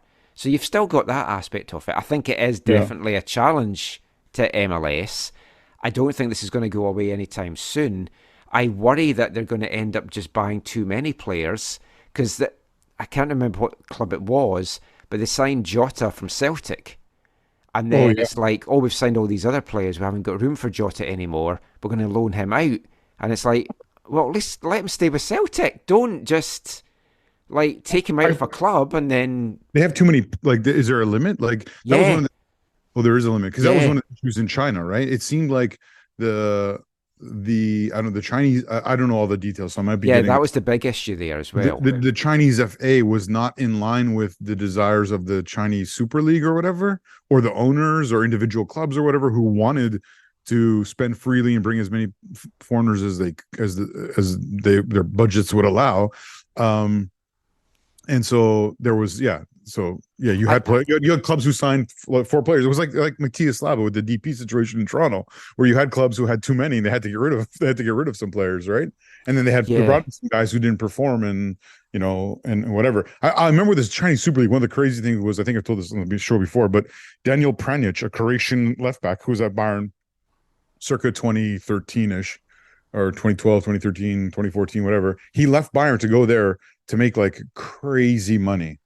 And it was just like, I remember Bayern supporters telling me like his whole house was paid for. He had 24 hours car service, like a limo. Yeah. Well, Freddie Montero was there as well, and he had all this stuff. Oh yeah, right. Yeah. Yeah, I forgot about that. Well, it's like, if you look at the Saudi League, because Jordan Henderson's gone there. Yeah, which is interesting. He's had a lot of flack because he's always been a big supporter and a big ally to the LGBT plus community. Yeah, and he sort of almost came out against the league about it before or something, right? And now he's been accused of double standards because he said that this is setting his family up for life, this move. Mm-hmm. And that he can push for change within the country, and folk are like, well, no, you can't. You're just saying that, and you're just going where the money's taking you. And I see both sides to it. But it's like, if someone's throwing that kind of money at you, and it is life-changing money, and it can set your family up for life, it's a hard thing to turn down. I don't necessarily like that, but at the same time, if the Saudis came to us and said, oh, we want to give you all this money for the podcast if you do a section on the Saudi league, I'd be like, okay, I've no scruples. I mean with Henderson, though, I don't think it's invalid for him to say, hey, I'm going to try and promote my beliefs, my worldview, my values, whatever. I think it's he's also come out and said, though, I'm not going to wear like an armband that is offensive in the country. Right. But like well, that's the thing. I was going to say, I don't think it's realistic to claim you're going to make social change as one, 30-something-year-old English footballer in the nation of Saudi Arabia. I think that's naive or foolish or idealistic, or however you want to frame that. I would agree with you in terms of you can understand why he would want to be able to take care of his family financially for the foreseeable future or the rest of his life or whatever. I think people can understand it even if they would disagree with it. But yeah, it's an interesting new development. Well, so what is the number? It must be 5 or 6, like, because I've seen a team play and they got like 5 guys who I'm like, these are all former like European players. Yeah, I don't know offhand what it is. I just Okay. know that Jota was surplus to requirements because they're the players they brought in. But I'm of pretty course, they're sure all I've owned by seen the government, who can then put move them in around. whatever club and stuff. Right. I've seen Jota play, I'm pretty sure, at least once. It was such a great player with Celtic, and of course No, we no, like I played saw him play that in the song. Saudi league in Oh, highlights. sorry. Yeah. Yeah, I think things have worked out, and he might not be getting loaned out. I haven't seen any of it yet. I should check it out, and make a an opinion based on what I'm seeing. One of the things that I didn't like, which has been kind of shot down, but I can definitely see this happening, is there had been lots of murmurs that the Saudis wanted to have a team or teams in the revamped UEFA Champions League. Because from next season, the Champions League is going to the kind of league system. There's 36 clubs. They're not all going to be playing each other. You're going to just play a certain number of teams and etc. etc. So there was a lot of talk that the Saudis wanted some teams in this new expanded Champions League. And it was believed that executives from some of the leading sides in Europe as well were keen to have these involved because of the players that were involved, etc., etc. That seems to have been shot down by the European Club Association chairman Nasser Al-Khelaifi, who said no, he didn't see that happening because they want to have more European teams at the top level. So why would you let a team in from Saudi? He didn't rule it out that if there was a Super Cup, that something could happen like that. And of course, you've got the expanded Club World Cup that is going to be coming out, and there's 32 clubs in that from 2025. But to bring that back round to MLS, I don't know if you saw the Copa Libertadores, which I've just murdered saying that, but they want Inter Miami to go and play in the Copa because they want Messi. I had not seen that. And it's like, interesting. And I think, I mean, I've heard CONMEBOL, they've seen the success of the League's Cup, Mm. and they're like, we want a piece of that. But it's also, I mean, success of the Leagues Cup, like it, it's the first time you had it. The second half of it, or whatever, bolstered by the arrival of Messi. You had the opposite of what happens in the, I guess now technically formerly named CONCACAF Champions League, or now the CONCACAF Champions Cup or whatever it's called. You saw the opposite effect happen, right? So in the CONCACAF Champions League, you see all the Mexican teams dominate because they're in midseason form. You see the MLS teams struggle because they're in preseason form. Yeah. You saw that play out in the Leagues Cup, where the Mexican teams is it between the Aperture and Clausura or whatever, and so they're not in form. And I guess the money on offer was not, meaningful for them. And all the games were, none of them, they didn't have a single home game in any of their stadiums to have home field advantage. Yeah. There was not that competitive advantage. And so it was like, it's to me I understand the significance of it. I know there's Champions League berths. I know the pot of money is enough to make clubs be excited, but it feels like a competition that's still finding its footing. As much as I personally don't like it, I understand why it's there. I don't see it stopping anytime soon. But to so quickly adjust it to, or augment it, or maybe to have it impact some of these other competitions, you figure we would have to go for like 3 or 4 or 5 years before they're like, oh yeah, we should augment this in a. But I'd I just guess get rid of MLS and just have this for the whole season. Amalgamate the leagues, it'd be fantastic. Like, my dream for the League's Cup would be groups of 4 with 1 Western, 1 Eastern, and 1 Mexican in every group, and then the 4th team just regionally or whatever put in. But then you've got like opposition that you're not playing regularly. And I know it was all for travel and stuff like that, but you want to make it fresh. The ultimate dream is then add a South American club in as the 4th team in a group. That'd just be amazing. But Michael, you're talking about if you did that holistically, that became the new North American league structure for MLS and Liga MX. Then you're also talking about I guess maybe I should frame my question this way. Do you think that MLS is beyond the issues that they had with travel when the Whitecaps joined the league, where they're like, hey, this is too much. It's not good financially. It's not good competitively. Yeah. I mean, that travel's always going to be the tough thing, because you're running into a new set of problems. I can't on old issues. I looked at some sites this afternoon as to, like, I was looking at the form, and it also had, I think it was the one that went on that had the last 6 games. It shows you what travel the teams have had as well. Mm-hmm. And oh boy, you look at the Whitecaps travel compared to some of the rest, and it's like, it's not easy. And for the Mexican teams as well, obviously, they're just travelling constantly. So, I mean, there's a lot of things to get worked out. I don't, like, going back to the Saudi thing, I wouldn't want to see Saudi teams in the Champions League. Just like I wouldn't want to see South American teams in the CONCACAF Champions League. Yeah. But if you have a separate competition, I wouldn't mind that. But then, of course, you've got the Club World Cup, so who knows? I just think football is definitely going to be changing, and the landscape in 10 years it's going to be it's might not be for the better. It's going to be better for the big clubs, I'm sure, and the TV companies, but for supporters of, like, the Whitecaps, Vancouver FC or whatever, it's going to feel like a whole alien concept at the top end of the game. Anyway, that is it for our MLS chat for this part. We're going to bring you our feature interview in the next part. We'll be back with that after this. Hi, I'm Vanni Sartini, and you're listening to the AFTN Soccer Show.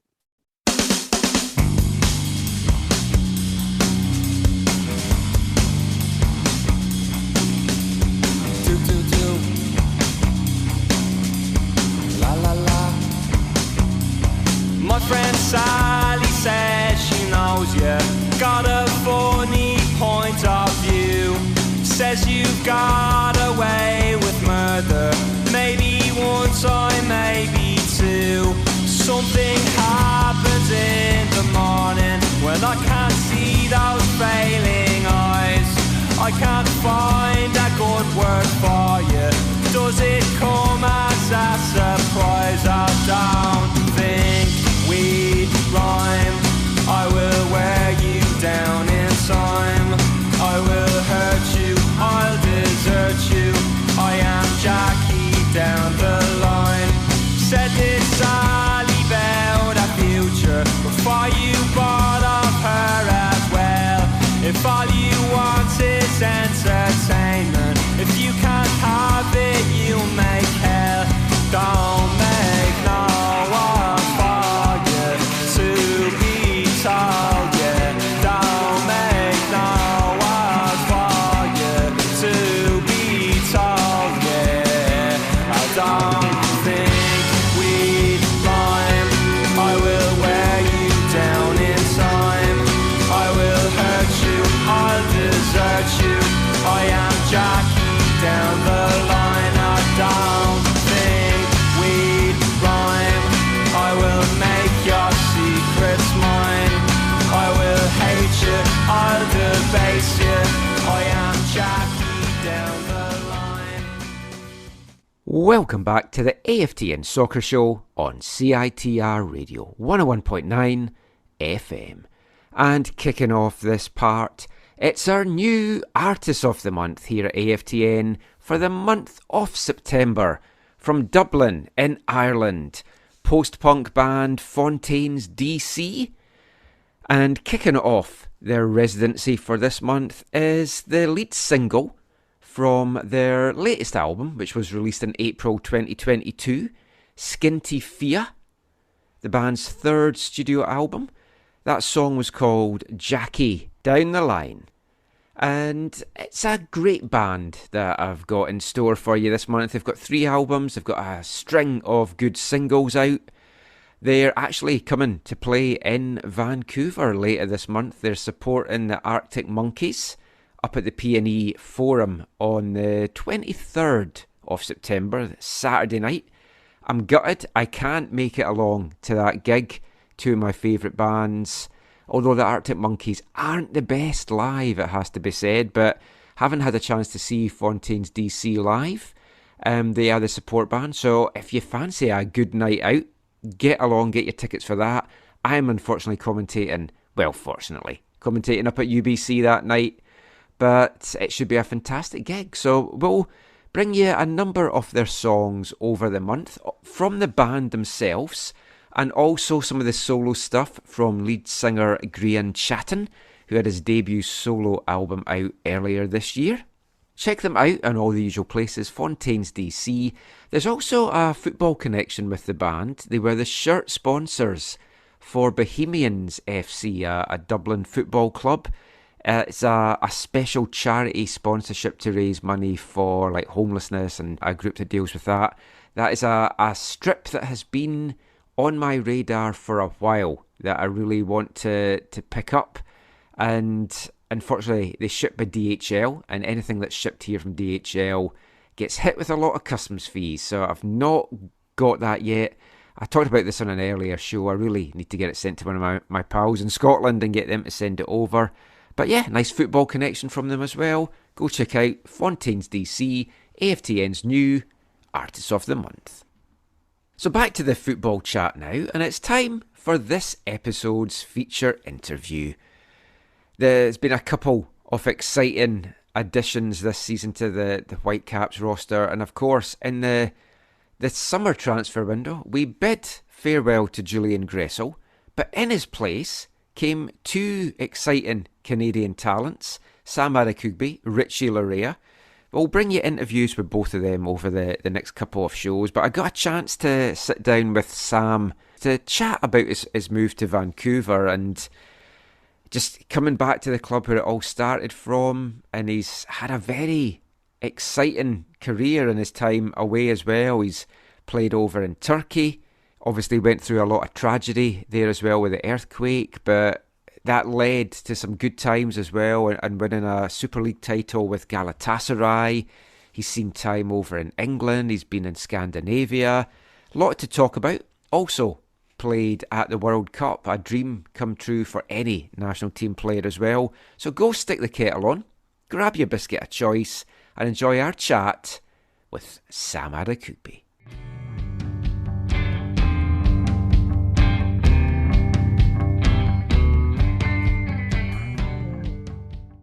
Sam, back in Vancouver, does it feel a little bit weird coming back, or does it feel like you've never really been away? No, it definitely feels weird. A lot has changed, faces in the club, players that I played with,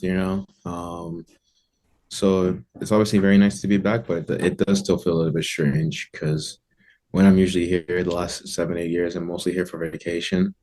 So it's a different, I guess mindset switch just coming back and realizing that I'm living here full time and playing professional soccer here. So it's good, but yeah, it's been an adjustment.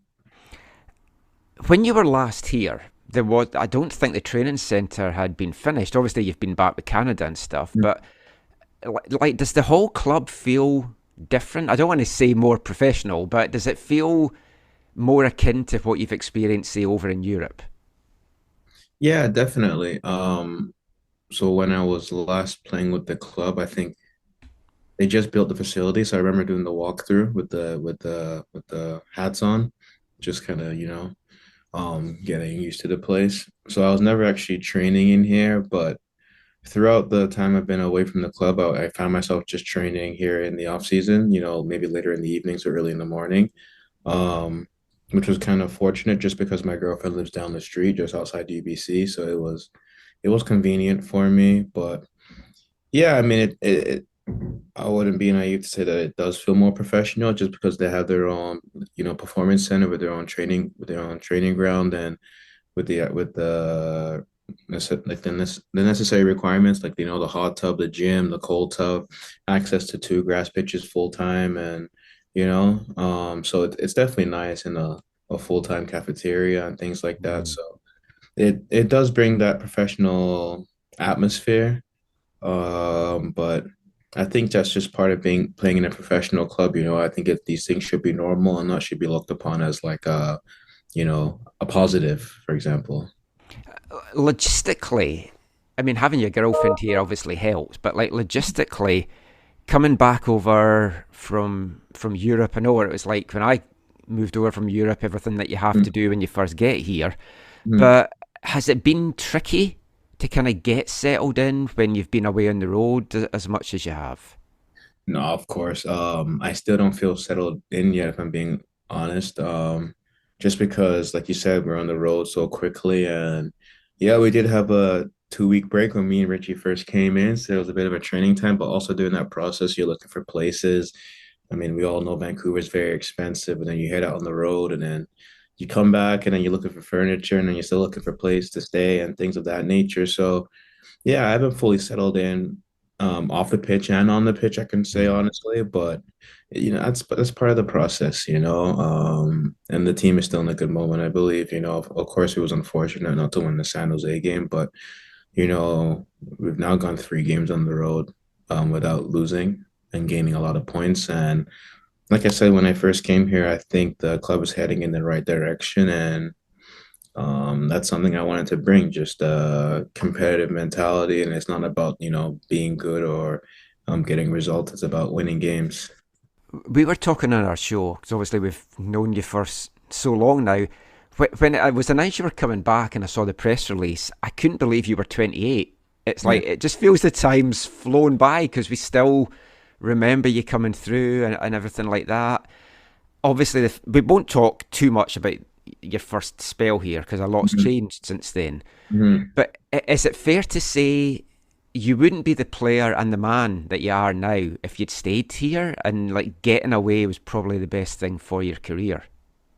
Yeah, I think most definitely. I think I guess it's a difficult question, but yeah, for sure. I mean, I've been in Europe now the last, I don't know, 7, 8 years, and it's almost 300 appearances, and having the opportunity to play in the World Cup and playing in Nations League and playing European competitions, and it's kind of just helped me grow as a person and as a player. Playing in different countries and experiencing different cultures. So I think that all ties into the experience that I have now, and seeing many different coaches, many different playing styles, and I think that all that's been an influence on my career. I think that, if we're being honest, my career really ticked on when I left the Whitecaps back then, and I don't think that's something that's not obvious, and that's no blame on the Whitecaps, and there's no blame on myself. It's just, sometimes change is good, and that's why people always recommend it, and I think in hindsight, it's obviously the best thing I did for my career, but who's to say that if I stayed here, I would be in the same situation, Yeah. It's you can't really predict what would have happened in the past, but I don't regret leaving the club when I did. Sam, we last talked on the podcast when you left for Brighton, and as you've said, and as we all know, a lot has happened in your life and your footballing career since then. First off, you went did some spells in Scandinavia. You spent time at Gothenburg in Sweden, and then of course at the cult club Vålerenga in Norway. Just wondering if you could share a little bit about how you enjoyed your time in Scandinavia. Yeah, I think Scandinavia is probably one of the best things for my career. I think it's just because it's not watched a lot in North America, people don't really understand the actual quality of football that's played in Scandinavia. I always explain to people there's a pipeline in football. You probably have the best 4 tiers in the world. The England, the Spain, the Germany, the what else am I missing? France or whatever. And then underneath that you have the Belgium, the Holland, the Scandinavia, and through that pipeline, players are getting pushed into those top leagues. You see a lot of Scandinavian players moving into Belgium, into France. You're seeing some of them move directly to the Premier League. So it's definitely a very good place for players to progress in their career. Like if you look at Atiba from like a standpoint of 25 years ago, that's where he kicked off from his career. I can say probably that's where I kicked on from my career, and I'm hoping the same with people like Derek Cornelius, like Jaden Nelson.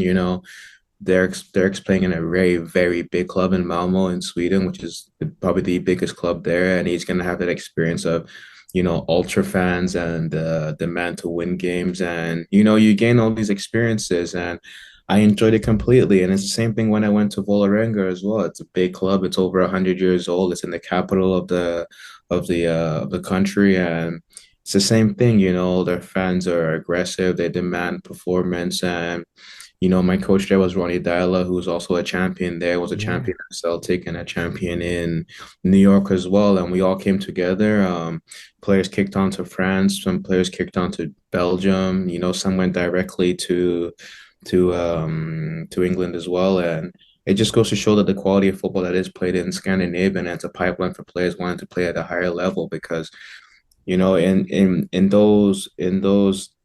those leagues, they depend on transfers for the growth of their club. It's and there's also a relegation and promotion. So if teams aren't doing well or not producing players, and the clubs actually tend to struggle for over a period of years. That's why you see teams like Molde and Malmo doing well, and Copenhagen doing well so continuously because they're selling players and they're also, getting financial support by, being able to compete in the Europa League and the Champions League. And that money that they get into those clubs helps to, bring in quality players, bring in young quality players, and then sell them. And ultimately, the club grows, the fan base grows, and good things happen. So, no, Scandinavia is definitely a hotbed for talent, a hotbed for if you wanted to play regular football. It's not easy.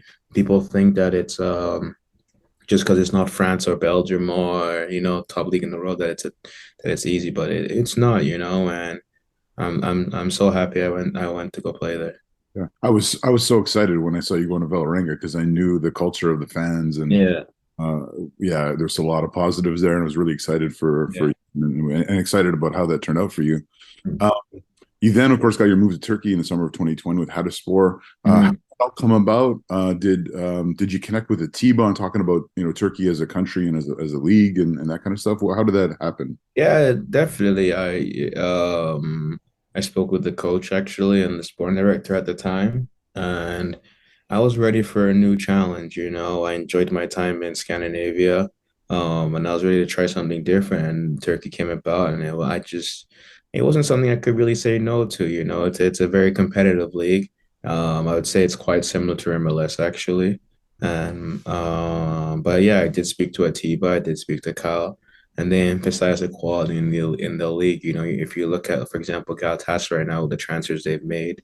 If you look at Besiktas, a lot of these teams are bringing in good quality players from Belgium, from Italy, from France. Because they're able to compete financially with some of the best clubs in the world.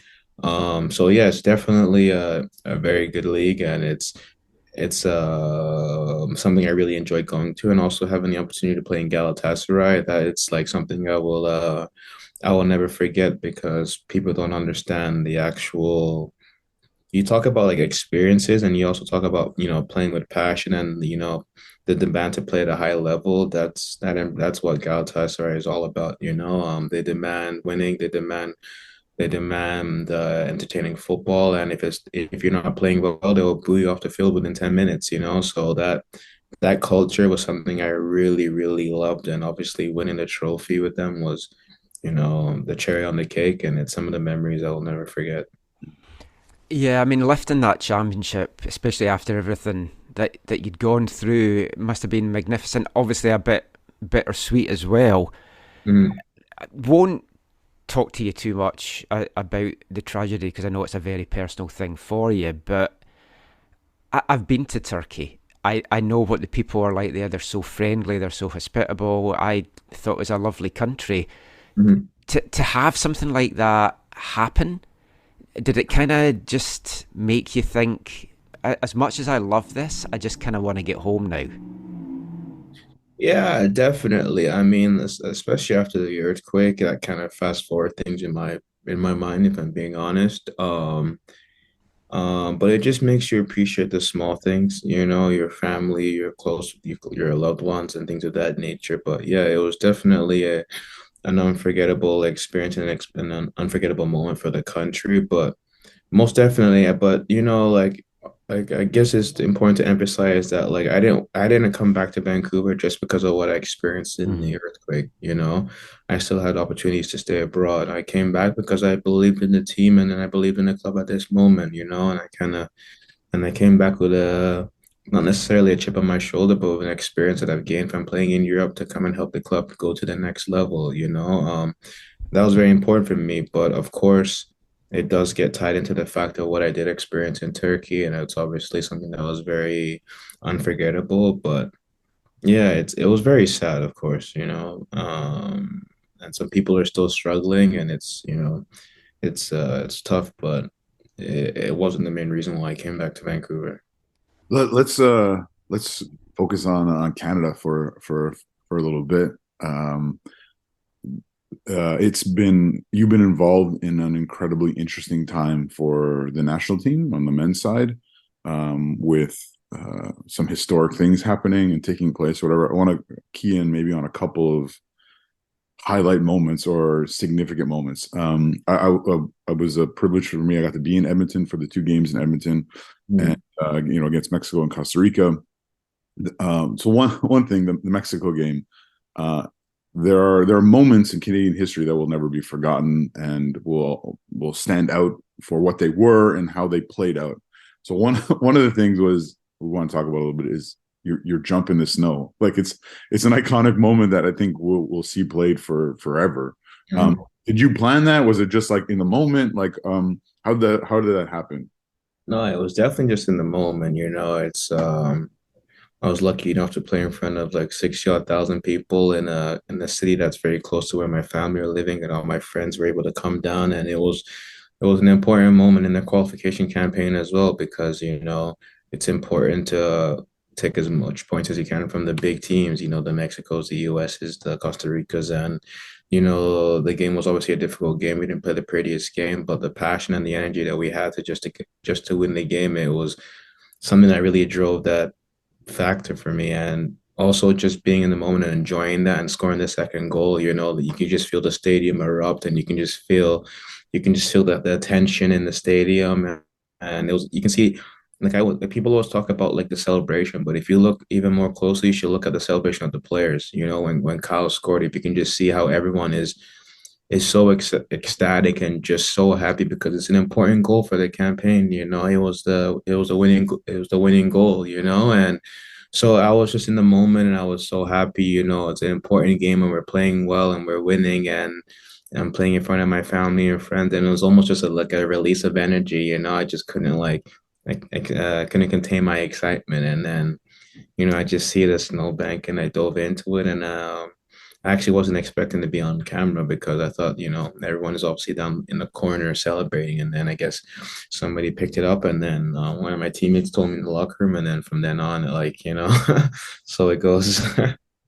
Yeah, it will never be forgotten. And speaking of celebrations and moments that will never be forgotten, I also had the privilege to be with the Voyageurs in Hamilton for the game against the U.S. So, after beating Mexico, after beating Costa Rica, continuing to maintain the top spot in the qualification table, you had another incredible moment with the second goal against the U.S. with, again, another iconic celebration. If you could just talk about what that meant to you, the goal, the celebration, the moment. Walk us through that. Yeah, it was amazing because it was my second professional goal, and it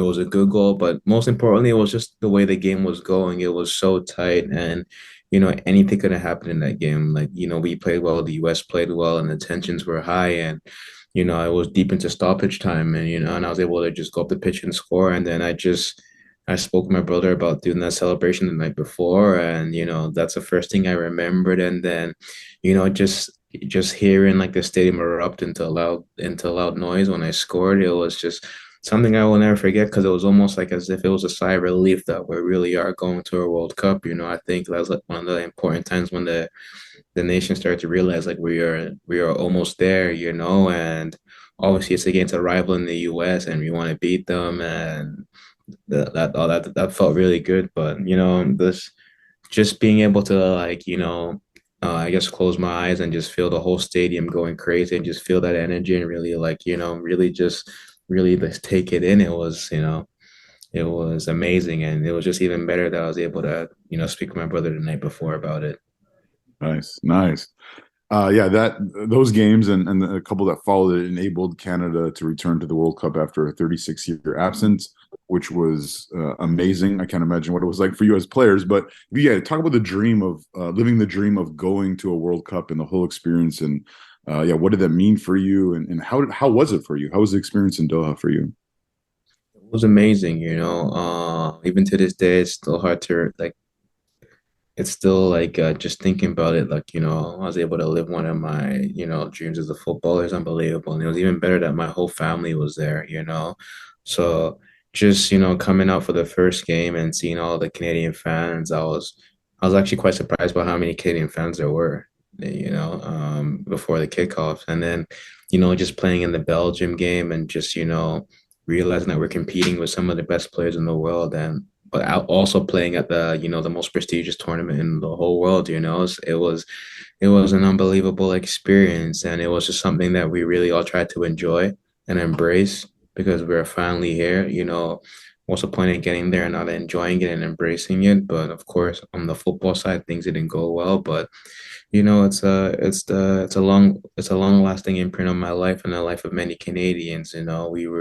A lot of the country was able to come together and see Canadian football. You see people in school watching the games and all that nature. And so having to experience that and be one of those players to be able to say that they played in the World Cup and broadcast to a World Cup is obviously something I will never forget. And like I said before, having my family being there and so being supportive and also getting to enjoy it and enjoy the city was really nice. Yeah. Now, technically, in the end, it was given as an own goal. But what did it feel like to hear your name announced in the stadium as scoring that goal against Morocco? Like, was that? Honestly, I could not hear it. Oh, It just, the Moroccan fans were loud. Yeah. yeah, I think after playing, I think Galatasaray is probably the loudest noises I've ever heard in a stadium, but second to that is the Morocco game because they had to qualify, and Morocco's as an Arabic country, and so is Qatar, and so I think a lot of fans really came together to support Morocco, and the noise in that stadium was deafening. I guess through the intensity of the match and you're in focus, you can't really hear too much. You can't really hear specific things, but yeah, it was my brother recorded it and he showed me after, and that was obviously cool to see. But in that moment, I was still just like, it was still just embracing how loud the stadium was just like, it was cool. Yeah. The qualifying for the World Cup, getting the World Cup, playing there, obviously it's a combined like symbiotic effort between you as the players, Mhm. the coaching staff, and we know that, or as from outsiders, we see the positive things that happened over the World Cup qualifying campaign, and before that, with John and his staff. John has obviously now left the post. How shocking was that for you? What are your kind of thoughts on how things look going forward? Yeah, I mean, it was sad, of course, John was very important for the national team, he's the one that first spoke about the World Cup before anybody was speaking about the World Cup. So it's obviously sad to lose an important person for the group and for the country as well. And um, it was obviously like a disappointing thing, but people need to remember that in football, it's not coaches don't stay around forever, so like I said in the interview maybe like a week ago when the news broke out, I said, how many coaches do you see in world football that are staying in the position for more than 6, 7 years? You can talk about Alex Ferguson, you can talk about Guardiola, David Moyes when he was at Everton, and maybe one or two more. Football things change, players change, adaptations occur, and John felt that it was best for him to try something else. He felt how he felt, and we as players are disappointed, but we can. I mean, I don't think it's fair for any one of us to judge him and say, why is he doing this and why he's doing that. I mean, like, not that life goes on, but things change over time, and um, I think he did his job. He took us to a Nations League final, took us to a World Cup, and it's not his fault directly that we didn't do well in either obstacle. We're also as players are also involved. So well, that's why like I was a bit disappointed when I heard about tensions and losing players and things of that nature. This is professional football. It's impossible to keep 25 players happy for a continued period of more than 5 years. you don't see any team in the world where everyone is happy for with everybody. It's normal. You have cliques, you have groups, you have friends, and that's it. And that's not to say that John was fighting with any player. I didn't see that at any time in my experience with the national team. But when I just hear things about oh, he lost the locker room and things of that nature, I mean, throughout the whole qualification on World Cup, the whole everybody was printing and talking about the brotherhood of the team.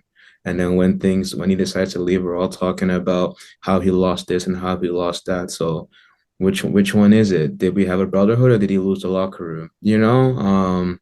So it's disappointing to hear those things, but honestly, when things change, there's always going to be people talking negatively or positively about the experience. So that's what comes and goes with sports. But I mean, and I didn't play every single game under John, and I'm speaking from a player that was in and out when he first came, and then I was able to contribute continuously throughout the end of it. So I've seen both sides of the perspective, and um, like I said, I wish him the best, and I'm happy for him. I think John loves projects. National team was a project, and TFC is going to be a big project. But I think if he gets the right people around him, the right backing, and the right financial backings, I think he'll be fine. But with back to the national team, we're all disappointed. But football change is necessary. I think if you look at like Guardiola, for example, with Manchester City, he hasn't kept the same group of players for over the 5 years. So if he's staying, you're seeing a lot of players in the team rotate because it needs that freshness. It needs something, you can't always continue to motivate the same group of players for, 5 to 10 years. It's difficult. So yeah, I wish him the best and I hope he does really well, even if he's coaching Toronto. Yeah. Obviously, this is an international window. You'd be Yeah, expecting to be playing games. On the plus yeah, side, selfishly, from a Whitecaps fan perspective, gives you a little break between this big road stretch, gives you a time to yeah. get settled in off the pitch and everything as well. With everything that's been happening off the pitch, and I know you can't say too much about stuff, but how frustrating has it been for you personally, and how unsettling has it been to have all this drama off the pitch playing out the way it has? With concerns with the national team Yeah, sorry, or about national team and like contracts and everything getting played out in the media, and I mean, it must be yeah, frustrating and unsettling at the same time. yeah, it is. I mean, at first we're footballers and all we want to do is play football, but we're in a position now with the players union where we're looking to create change within the program, and sometimes things are not going to be smooth sailing, and there's going to be, barriers or things to get over. But we still remain positive. Of course, we wish to be playing in this window, but this is where we're at, and we can't change it. And it's disappointing that it is dragging out its feet because, at the end of the day, we still have a Copa America, a Gold Cup, a Nations League, a World Cup Yeah. in this next cycle. So it's important to play as many games against a better opposition as much as possible. And losing this chance is obviously a big disappointment. I can speak for the players in saying that. Um, but we know at the same time that we want to create change within the program, and sometimes it's not going to be perfect. And this is where we're at now, and it's obviously sad and disappointing that we're at this junction. I think I can be honest and say that nobody wants to be at this situation, but this is where we're at, and it's how quickly can we move on from it? And I think the union and the reps are doing the right things, and hopefully the CSA are doing the right things to come to an agreement fast. Just to round off with a question about the Whitecaps, I mean, you talked about how good this team is and like the potential that this has. You've seen it in these games. Having yourself and Richie on the wings, it's causing a lot of problems for teams. Having two players up front, a lot of teams are struggling with how to deal with that as well. How good can this team be this season? Honestly, I don't think we have a ceiling, but I haven't seen all the teams play in the league, so I Yeah, couldn't give you like a full synopsis of how we can do. But judging by the games we played and just seeing the quality in the training sessions, I think we can do a lot, I mean, we have a good team and we're not fully settled in yet. The whole hmm group, it's two new additions. Some like I need a bit more time than Richard does, for example. And that's part of the game. But just in little glimpses, you can see that we played some really good football, and at other times we've showed a lot of character, and I think in football you can't always play the perfect game, but it's important to pick up points. And I think, you can talk about San Jose, we played really well, but we lost. In Portland, we played really well for 2/3 of the game, and it got a little bit sticky towards the end, but we were able to get the result. And Chicago, same thing. New York was obviously a difficult game, difficult pitch, difficult, 3 games on the road. You're having to the East Coast, but we're in a good moment, and we haven't reached our peak yet, I can say, in terms of like the whole team, with all the new players coming in and things of that nature, right? So I think we can do a lot, but we just have to follow the process, take it game by game. We're still in the middle of the 7 game away trip, so it's still not going to be easy, but we're off to a good start. And if we can just continue and take it game by game, we'll be in a good position heading into the playoffs. And I firmly believe in that. That's why I came. That's why Richie came. I'm sure Richie will enjoy being in Toronto next week. That'll be cool. But yeah, I mean, but we're looking forward to it. And also at the same time, we have a lot of young players with a lot of experience. When I found that I was one of the older players on the team, I was a little Yeah. bit shocked. But people like Tristan, who's played in LA and he's done well. Ranko has a lot of experience. Um, Pedro has a lot of experience. A lot of these players have a lot of experiences come from different clubs, from different countries, and having that experience as a young player and having that energy as a young player still, it gives us a lot to do going forward. Well, we're excited for what lies in store. Delighted to have you back here, Sam. And take care. Talk soon. Thank Bye. you.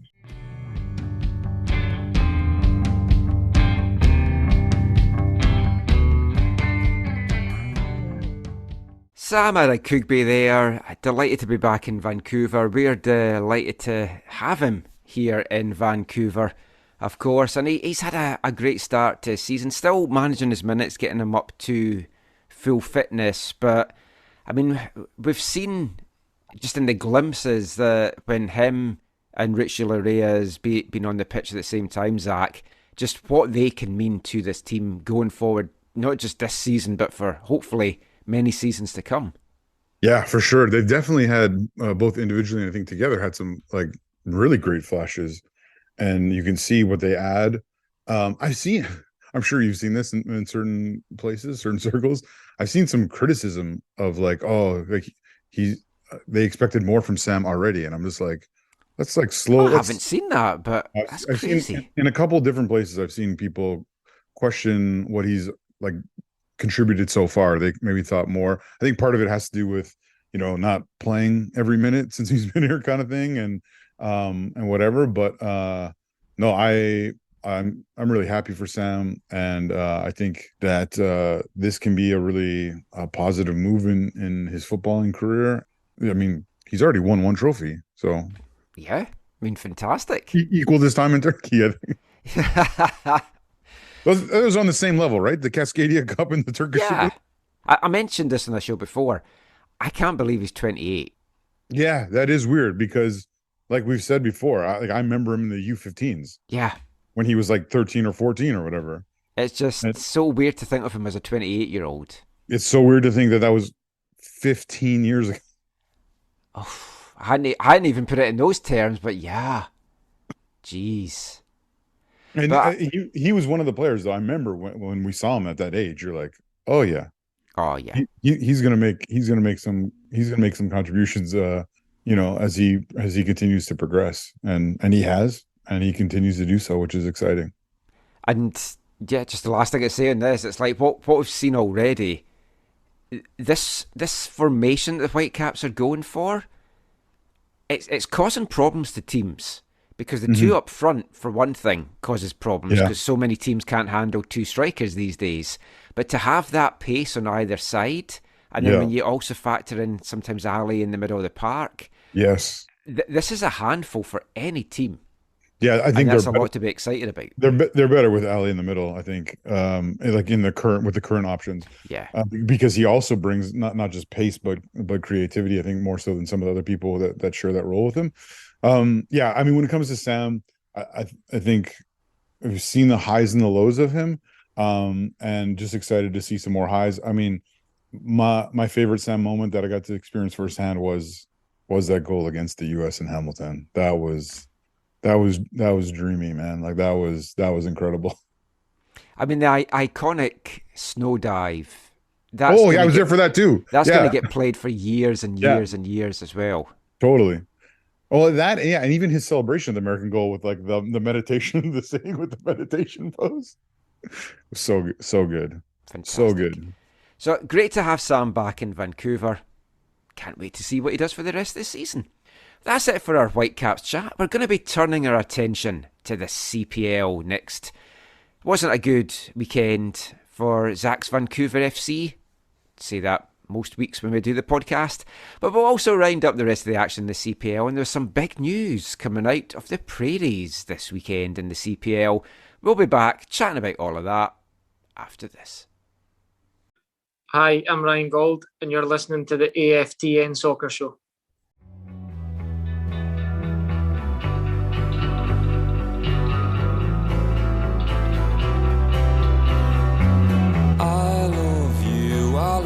I told you I do. It's all I've ever felt. I've never felt so well. And if you don't know it, I wrote you this tune to be here loving you when I'm in the tune. I've headed the hard now from Dublin to Paris, and if there was sunshine, it was never on me. So close the rain, so pronounced is the pain.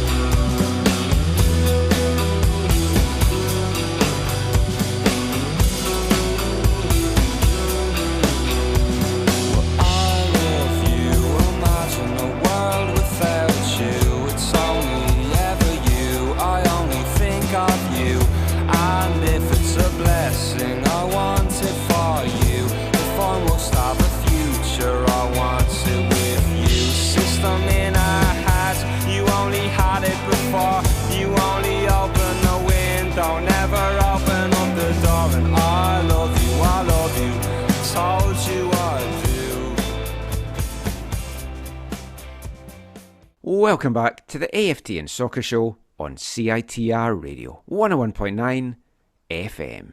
And kicking off this part, it's another song from our new Artist of the Month for September here at AFTN, Fontaines DC. Another song from their third album from last year, Skinty Fia, the song I Love You. We know what you love, Zach. My wife, Jesus. Vancouver FC, I was going to say. Oh, there you go. Wait, you're not one of those fans that have a sign that says Vancouver FC, Jesus, my wife, in that order? No, definitely not. Well, let's talk CPL in this part. That sounds good. Your boys lost again. Yeah. And the way that it was playing out, I think losing just 3-0 was good at the end of the day because that could have got out of hand. You know what? This was a game kind of like, what was the other game we talked about earlier? Oh, the LAFC Inter Miami game. The games were not the same in terms of, the players playing and whatever. You didn't have the same chances LAFC had. No, but no, what I was going to say was when I watched back the highlights later that night or the next day at home, I was just like, we actually had some quality chances. you had some good chances. I say it's like Vancouver FC. Yeah, if we had taken them, it would have been obviously a different match. And so I felt, in one sense, I felt a little not as bad about the game as I did at certain moments in the stadium. Now, I think many people in the stadium were just frustrated because it felt like after going 1-0 down to Passius's nicely headed goal, it felt like for some people, I didn't totally feel this way, but I know some people did. Like heads went down, and there was kind of like a lack of a will to fight back, maybe a little bit. I would say that I felt like the second goal, the penalty was called on the other side of the field. It was a little bit harsh. We were getting word in the ground like, oh, it wasn't nowhere near a penalty. I've watched the limited replays afterwards and thought it could have gone either way. We've had worse calls against us for penalties and other things this season. Yeah. I thought it was a penalty, but Well, there you go. So Passios scores that. He gets the third. I was more annoyed, and even on the replay, it's not again not as harsh as whatever. But in the stadium, we should have had a penalty at the end of the game. It was a clear handball. yeah. You could say how close is his hand, how a natural position, blah blah blah. What I will say is this: is that we keep getting told by multiple sources that at the next whatever CPL owners gathering that they are talking about how, what does VAR light look like and how can they make that happen, whether that will get done in time for this season or the postseason or next season or whatever, just I forget, I think it's just issues around the penalty box or whatever, or just things involving penalties or whatever, like we've seen in different leagues who maybe couldn't implement it fully. It would be something along those lines, because it's not just, Rob Friend and the ownership of Vancouver FC who are frustrated, but there is significant frustration throughout the league at the lack of growth in the when it comes to the officiating. I will say this in case people forget or don't know, that the CPL does not control the officials. They don't control the body governing the officials. That's controlled by the CSA. Yeah. As you know, Michael, I was at the match on Sunday with our good friend of the show, Chris Harrop, who is done a number of games. He's one of them. Yeah, well, he's done a number of games for MLS Next Pro as an AR and is on the list for CPL. He hasn't been called into action yet, but he was there. And Bob from the CSA, I forget Bob's last name. Bob, you remember the guy who I booed that one time at the media day? Oh, yes. Yeah. So I forget his last name. I should know his last name. Anyways, he was there and he was doing evaluating the referee. Now they evaluate the referees all the time, but it was oh yeah, they do it at League One and VMSL games and stuff. Yeah, so he was doing it. He had this headset. He had this thing. He was capturing. They were doing all the stuff, and Chris had to go and help him out with all that before the game. But as much as there are a number of things that the CPL needs to improve at, that is one of the things that I think stands out very significantly that needs to be improved for the league as a whole. Yeah, it has to. Like Halifax have had some horrible calls go against them this year as well. But we're not saying this to pile on the referees. This is to help the referees and to get them to be better, and it takes the pressure off them as well. But it also goes back to other discussions that we've had about funding in Canada soccer. Yeah. And my point of, look, if you give all the national team players all the money they want, where's this other money coming from to pay for the likes of referee development, coaches development? Because that's as important as everything else. And it's like the game's not going to get better if the refereeing doesn't get better. It has to come. They have to do something. And I know it's not a cheap option. I mean, the cheap option would be they just have us watching the games and we make the calls. Okay, did I see Ishmael Elfath refereeing a game in the Saudi League? Yes, he was. Okay, so how did that happen? I have no idea. I can't remember where I saw it because I haven't seen any Saudi games. I must have seen a clip of it or something. Yeah, because Ronaldo was mad at him. He didn't get a call, or he gave a call against him, I think, for a foul. Oh, it might have been that. I think it might have been something on Twitter that I saw, and I was like, that's Kirk and I saw it, and I said, that's Ishmael Elfath. Yeah. I looked it up, and I was like, that's Ishmael Elfath. But that's what I mean. Like, so how MLS has done it, right? With one or two refs before, bringing them in from like England. What was the guy's name? The bald guy. Was it the bald guy? No, Howard Webb. No. He was the pro guy. Oh, there was a referee, the guy who was actually on the pitch, who was an English guy. Oh, yes. Alan Chapman? Yes, Alan Chapman. Right? So, like, I don't know. I mean, obviously we have... Yeah, like you said, so something needs to be done. And in Scotland, one year the refs went on strike. This isn't a joke. This is true. So they went on strike. So the SFA brought in referees from Ireland, and they were much better. And everyone's like, "Can we just keep these guys?" And what happened? Did they keep them? No, we went back to our old refs. But yeah, they need to improve it.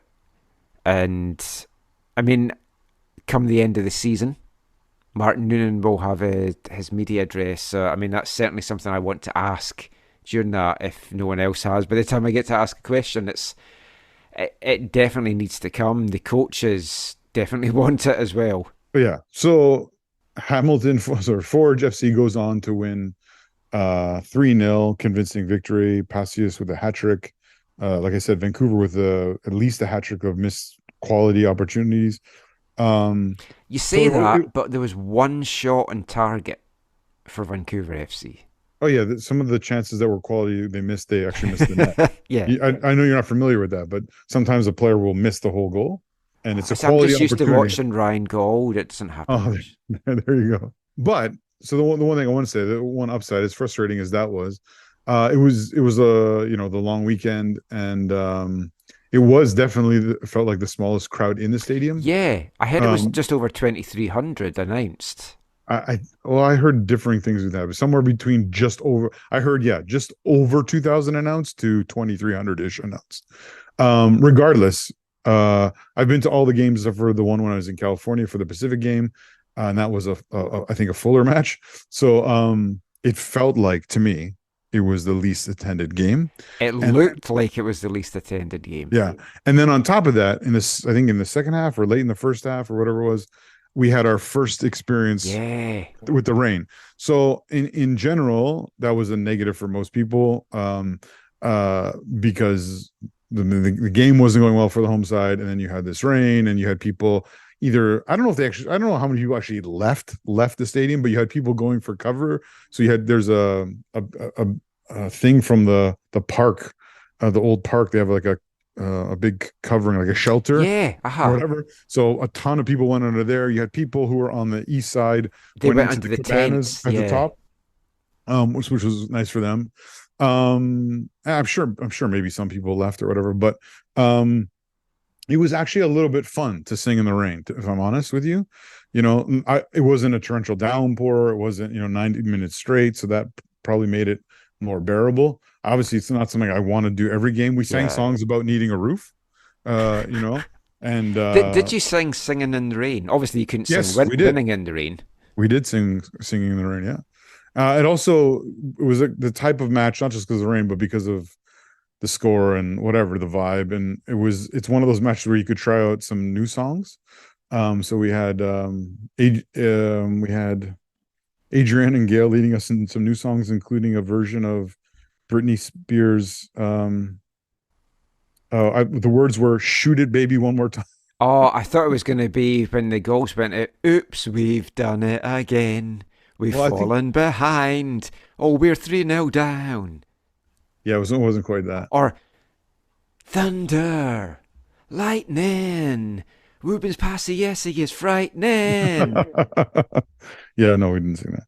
But no, so I had fun at the game, hanging out with great people. Well, that's part of it. Yeah, so I have no complaints on that. Obviously, the result was uber frustrating, and well, you know why you lost. Yeah, why is that? No Ivan Mejia. Why is there no Ivan Mejia? Yeah, what the fuck is happening with Ivan Mejia? Genuinely, I am very pissed off at this because you've taken a lad who could be playing at Fraser Valley Cascades, getting his education continued, playing in Canada West. There was other clubs that could have taken him. Why are you signing a guy and not even having him in the 18? If you don't feel he's good enough to be in the 18, why did you sign him? He's been in the 18, is it twice? Once. Well, I thought it was twice. Once he came on, once he didn't. Maybe I'm wrong. I might need to double check that. I thought he was only once. He's definitely only played those limited minutes. I don't get it. And there's a lot of things I don't get. I know that they're managing TJ Tahid's minutes. Yeah, for sure. But he's their big success story. And I know they don't want to pile too much pressure on him, but they kind of need him on the pitch. Yeah, I know some of the things they're looking to do with him, and they definitely are not overusing him for sure. When it comes to Ivan, yeah, I'm not at training. I don't know what's going on. No, in terms he was 100% healthy. Oh yeah, I'm not saying he's injured. Yeah. I'm just saying. I know. I just wanted to stress that in case anyone listening wasn't sure if that. He's healthy, so yeah, maybe he's not performing at training. Maybe he is not deemed to be good enough. But then that's frustrating for me because he could be playing college soccer right now. Yeah, but Michael, like for a player, He could be going to the right? Nationals with BB5, and he can't do Right. that now either. But that's like a decision you have to make as a player, right? Like, so You're offered a pro deal, and it's like you're not going to turn that down. That's been your dream. Yeah. And he isn't complaining about it just because folk have talked to him, and he's still upbeat, and he's loving it, and he's learning a lot, etc., etc. The way I'm looking at it is he's a guy. I mean, maybe he's going to see minutes now in the closing weeks of the season, because there's certain guys on this team that we need to see playing to see if they need to be coming back next year, and he's one of them. I understand. And if you're not seeing him in matches, because there's some guys that you're going to be like, well, yeah, they're definitely going to be back next year, or they're definitely not going to be coming back next year.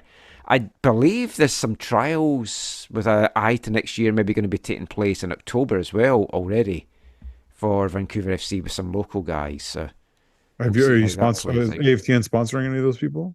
No, but if they do have open trials, I do want to put a player in next year, and we'll just chart their journey. Hopefully, is it you or Steve?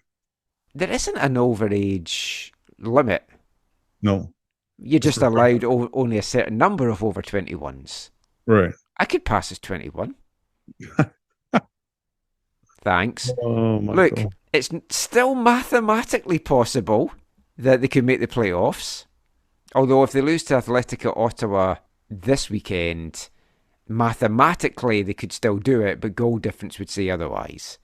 But if we look around the CPL, this continues to be so exciting. Not for Valor and Vancouver, but the top six, like Cavalry's still out on top in 39, still got that 4-point gap. Pacific and Forge in 35. Then you've got Atletico, Ottawa in 32, York in 32, Halifax in 32. What a result for York United. I watched that game and happy for Martin Nash, gutted for Patrice Geyser and the guys in Halifax. I really want Halifax to be a playoff team. It was all going so well for them. And then just that stoppage time equaliser that was given up to Ricci, and then Roger Thompson gets the winner. But that was a very good game. I enjoyed that one. Yeah. There's been there's been a lot of exciting games. Yeah.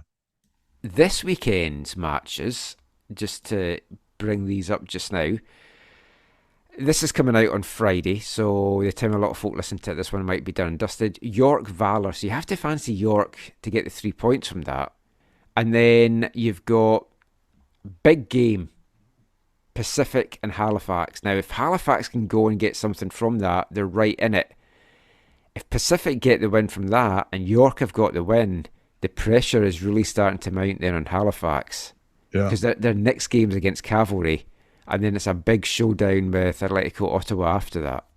Yeah, it would be unfortunate if Halifax don't make the postseason, I feel, because this, like with Morelli coming back and with Nimick, is it Nimick? Nimick. Yeah, like, some really great stories and some really great performances. That crowd that they had out for the Labor Day game.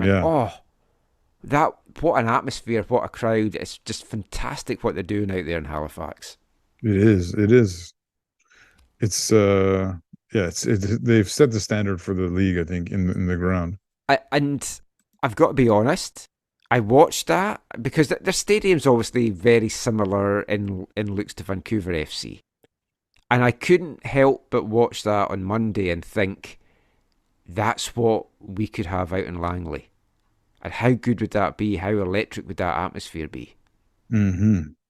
And that's what we just have to work towards. And a lot of that, obviously, is a winning team. You're going to get folk out. But I don't know, even if it was a winning team this year, that they would have got the crowds out that they hoped for. Obviously a bit better. It would have been better for sure. I think the one thing where it's maybe a little unfair to compare Halifax to maybe every CPL side. Yeah, I know what you're going to say. Except for maybe Pacific is they're like the one real show in town. Yeah.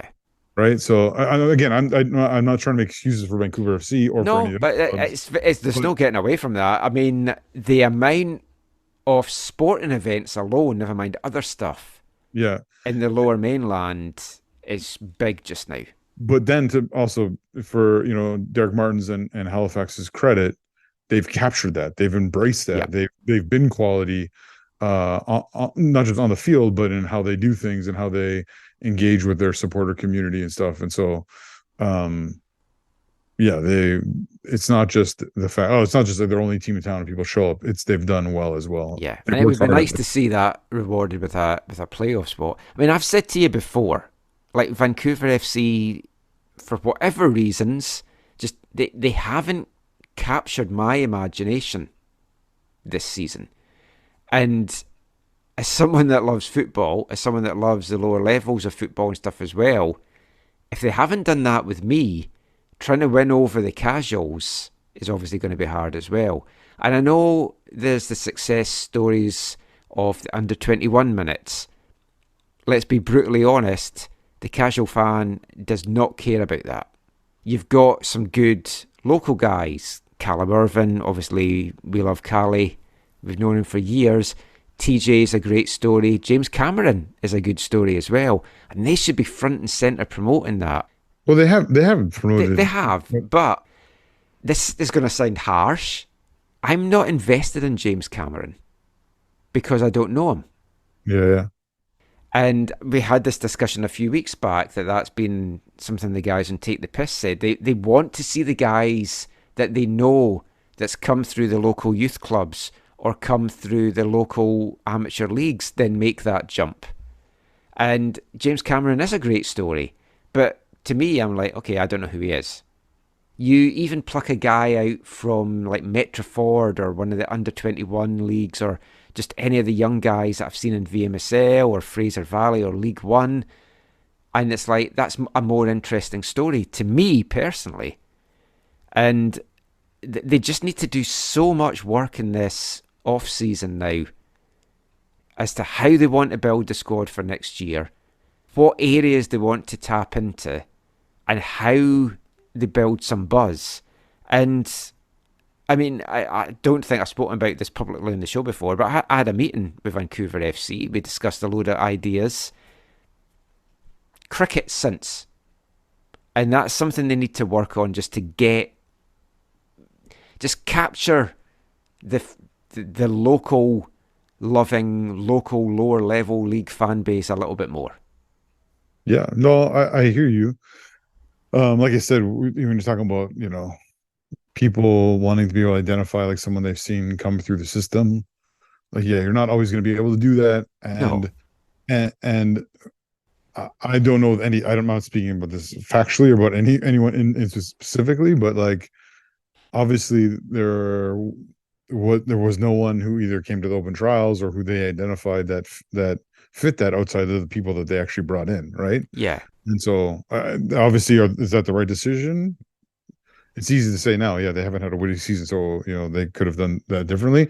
Yeah. I will say this: but open trials are not a good way to gauge that. Like they should have been looking at college soccer, like Victory Shumbusho. They were.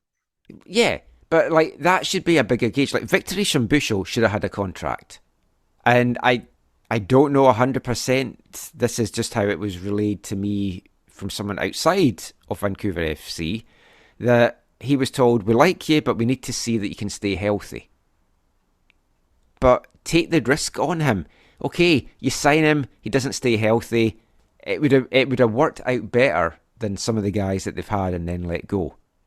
Yeah, and as it turned out, he has stayed healthy. That's easy to say in hindsight, right? But yeah. But like he was a guy that I was 100% sure would have had a deal, and he deserved it in his 5 years at college. Now I don't know if he turned up to any of the trials or not, but he could have turned up to that trial and not done very well. But you've got 5 years of college to base on what he's done. Yeah, so maybe now maybe that's one of the players they bring in next year. The one thing I will say about the squad building for next year, and I can't remember how much and which ways we've talked about this on the show. I know you and I have talked about it at great length. It will be a significantly different approach with different people playing different roles, which yes, I think that'll be key. Yeah, there's definitely been some movement. We'll discuss this a bit more in our end of season roundup for them, I'm sure. Last thing just to talk about, CPL wise, there was, I think, big news that came out this week. Not good big news, although you can look at for silver linings. But it was announced the CPL, for now at least, is not coming to Saskatchewan. In a joint news release issued on Tuesday, Prairieland Park Corporation and Living Sky Sports announced that they will adjourn the quest to bring a pro team to the city. The initial plans were to build a $28 million stadium at Prairieland Park, and financial constraints and other issues seem to have made it not feasible, at least for now. There's been a lot of, and we won't get into this too much, but there's been a lot of things that's plagued this from the start. Joe Belan, sued, was it Alan Simpson? I forget Al's last name. It was Al. Yeah. Al Simpson, not one of the clubs from the Saudi Pro League, in case anyone is wondering, but one of the guys that was behind this with Prairieland Park. So Joe Belan was also involved, and he was the guy that was behind the successful Saskatoon Summer Series in 2019. So he had sued for being cut out of the process earlier this year.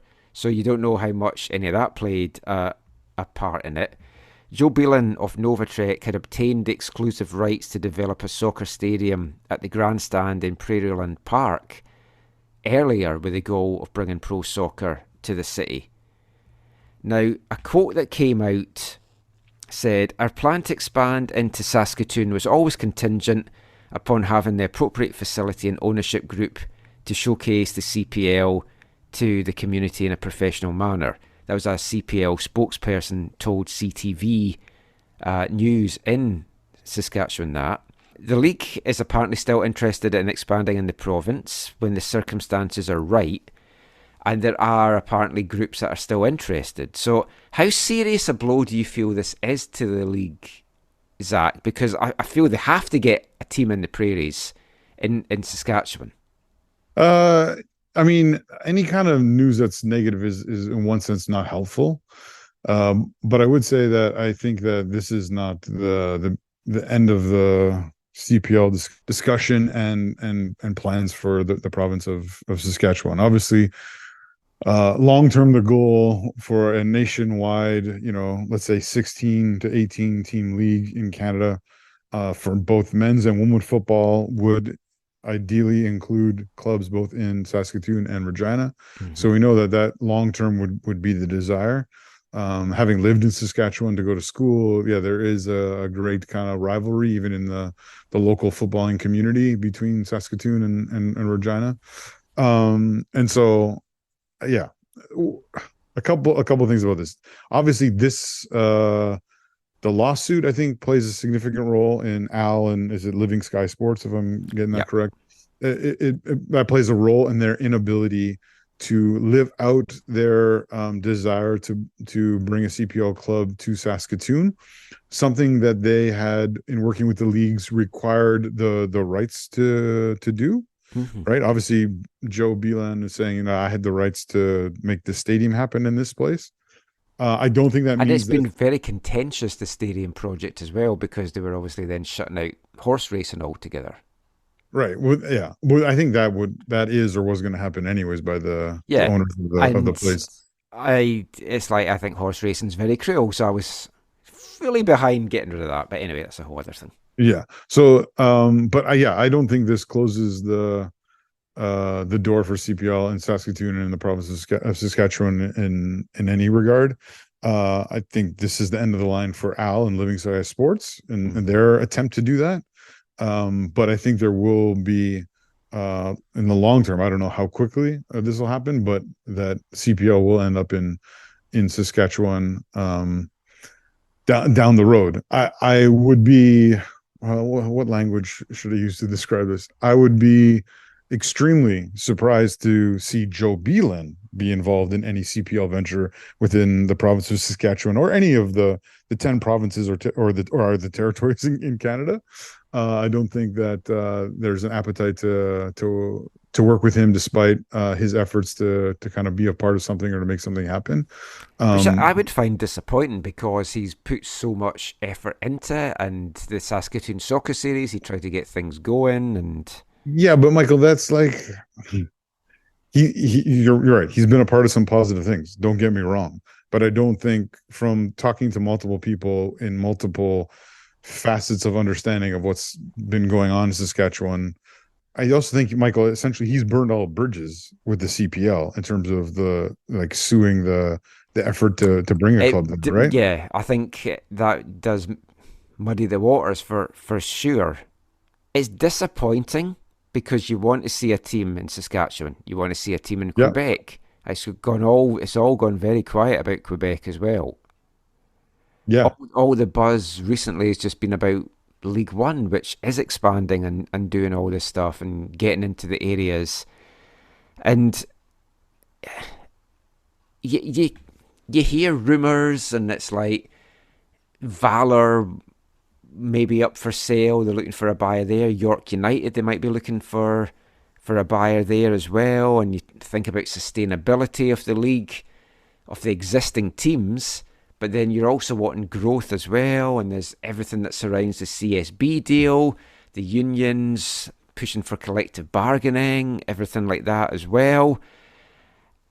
It feels, and it might not be, but it feels the next year to 18 months could be make or break for this league. It feels maybe more perilous than it maybe is, looking from outside in. You and I have talked about this a lot, Michael, and I think the problem with Canadian football is the same as it is when you and I kind of became more engaged with it in the early and late part of the first decade of the 2000s of this millennium. And that is that everyone's looking out for their own interests, right? Yeah. And what from the very, very top right down to youth level. Exactly. So what the game needs is strong leadership that is looking out for the game as a whole. I think there have been things the CSA has done, and obviously they've done a lot wrong, but they have done things to try and live out that mandate. And even the things that they have done that I think have done that well are criticized and not appreciated, because whether it's the time or the way revenue or resources are allocated is not how people think it should be, or ruins their plans. But ultimately, I think the sad thing is we are at a place, like you said, in the next year or 2 to 3 between now and the World Cup coming, or just after the World Cup, of like the game like eating itself, right? And with the great divide that exists between, like, for example, the men's and the women's game in the country, the men's and women's national team, our current men's professional league, and the proposed Project 8 Women's League. There is no desire to work together for the good of the game holistically. And we could talk long about what olive branches there have been or not been. Yeah. Or I think just the CPL and the Project 8. I think how that's all being handled and some of the motives behind all that stuff literally could destroy the professional club game in our country as a whole before it even gets off the ground in this era, which would be extremely unfortunate, because football as a sport can be a great thing for society and change and life and fitness and health and all these things. But ultimately, at the professional level, you're looking at it as a business and what your return on investment can be in the long run. And again, as opposed to working together for the good of the game, there's people who there's elements of working for the good of the game as one defines what that is, or for their segment of the game, without thinking about the realities of the investments being made and what needs to be made to help everything grow. And these are conversations we've had in part before. We're going to continue to have. I'm a little bit concerned about how that all might play out. I am too, I've got to say. And you've got good news stories like the growth of League One, but you need that level above to have stability. And I'm not saying it won't have stability, but we've already lost one club.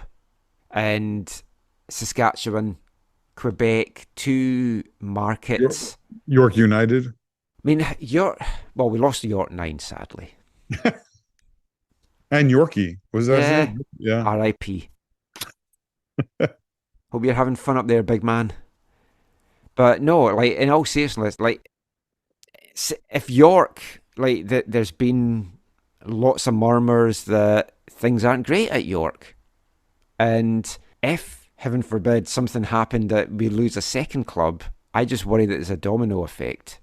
Yeah. And if you haven't then got the other, I don't like using the word market, but it's the best, if you haven't got the other markets able to, community, yeah. If you haven't got the other communities in the right place to come in, because there's a lot of local communities, League One Ontario, there's probably a lot of those local communities that could support a team above League One, a CPL team. Maybe not CPL Div 1, but CPL Div 2. Mm-hmm. And it's how do you get there? And how do you not turn folk off? Because even in League One Ontario, there's been a lot of infighting this year from stuff I've been reading on Discord channels. And not everything's rosy here in League One BC either. No. And that, I mean, we said this in earlier discussions. Our friend of the show, silent contributor to the show, Jeff Tinker, used to always say to me, he's like, they need to build this like league structure in this country from the ground up. Mm-hmm. They need to do it from the grassroots and build like a smaller thing and build it up, as opposed to saying we're building this top and then gonna bring it down to attach to the community levels. And so I although I've never disagreed with Jeff in that, obviously the financial realities to make that happen, it takes a lot longer and maybe more initial layout over a longer period of time, I guess, perhaps. And so that was never, I think, an option for what the, responding to the Eastman report or whatever. But in one sense, I agree with his sentiment that it would have been nicer to maybe be able to have done things that way. And I mean, you look at some of the League One sides across the country, and that would have been great for their followings to be able to progress in that way, to grow a club in that way. That would have been fun. We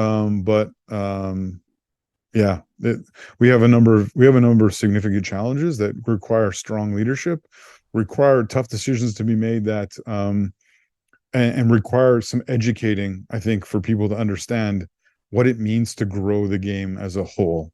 That won't be accomplished in sound bites or a clickbait, headings on articles and and sensational, in some sense, self-serving journalistic endeavors. There needs to be there's a lot of things that need to happen to help this progress forward. Absolutely. And it's not even just on pitch matters. It's like we've talked about, like coaching and refereeing, and yes, growing things like futsal. And I know that's not important to some folk, but it is to other folk. And it's like, it deserves a place and funding. Yeah. And cerebral palsy teams. I talked about the American Deaf team that's going to the World Cup and stuff. It's like, all these things deserve funding. And it's like, there's only a limited amount of funds. We'll get into this, I'm sure, a lot more for many years to come. That's pretty much it for the chat. We'll wrap things up now. Not before bringing you, though, this episode's wavelength. We're going back to 2010 from an album called Fast Forward, The World Cup Goes Indie. And this is an Italian band, albeit with a French name. They're called Le Man avec les lunettes, which means the man with the glasses. And this is their song from that album called Don't Get Fooled by the Football Player's Summary Outfit.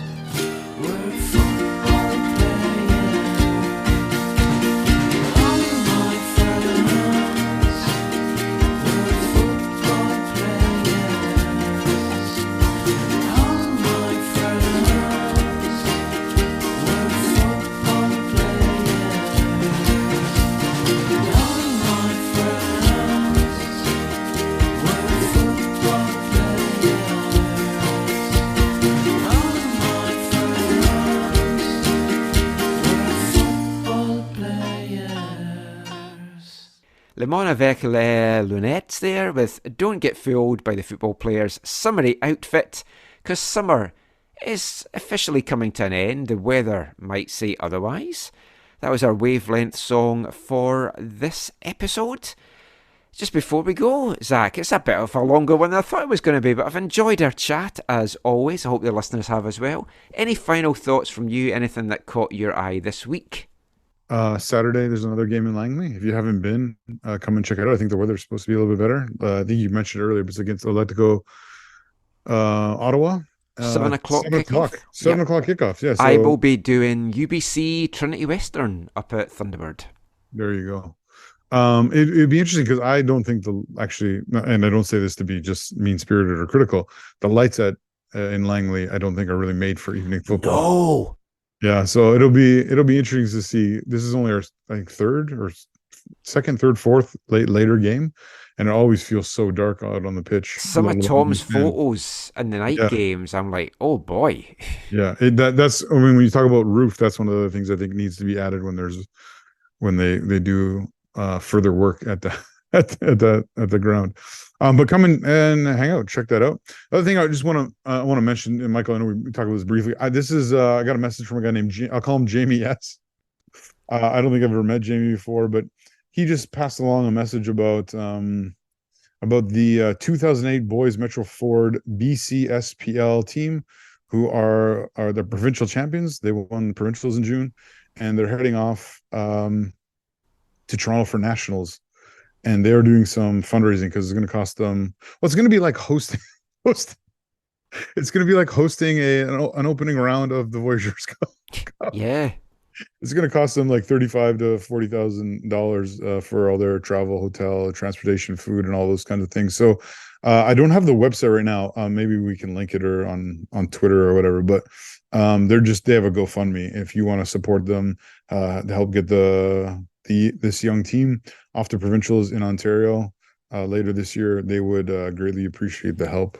Nationals, not provincials. Sorry, nationals. Yeah. Sorry, yeah. Sorry. Actually, just like talking about that, because I've done commentary at some of the nationals and stuff as well, and this amazed me when I found this out. So I did the under-17 nationals in Surrey last year. So big showcase tournament, which obviously this team is going to as well. And I couldn't believe how much fundraising all these teams had to do to get their teams to go to nationals. This is a Canada soccer tournament, and they do not give them, I don't want to say don't give them anything. I think they might give them a little bit, but it's like they have to pay for their own flights and everything.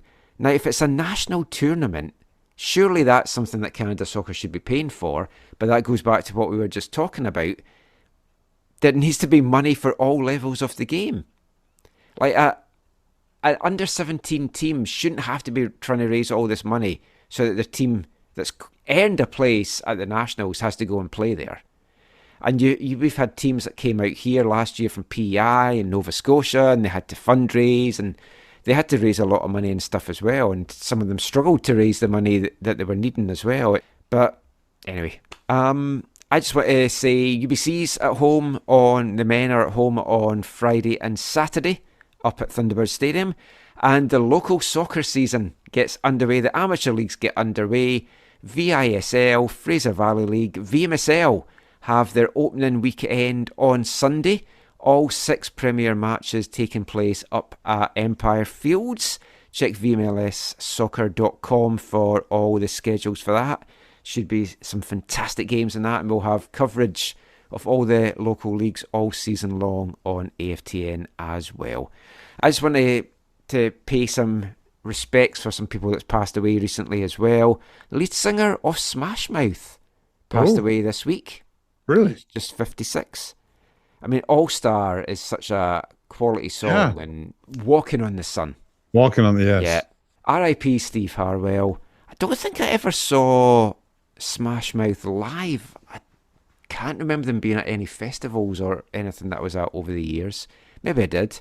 When Julian Gressel left, I'd played a song that I said was such a fitting song, and it was the theme tune to one of my favourite TV shows of all time, Auf Wiedersehen Pet, sung by Joe Fagan.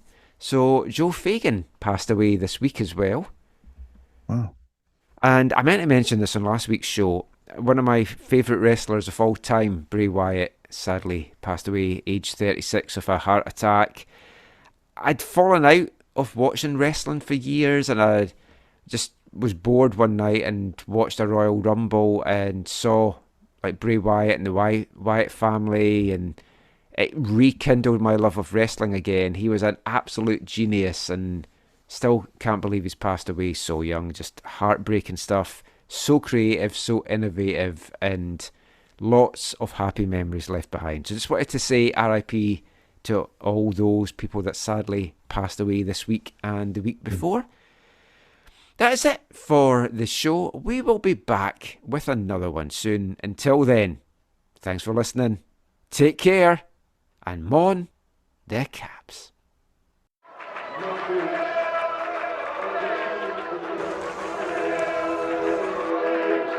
Going to your first match is an experience you never forget. The atmosphere of what's going on around the pitch looks beautiful, and you always look and go, wow, I'd love to play here one day. If you get the bug, it's going to stay with you for life.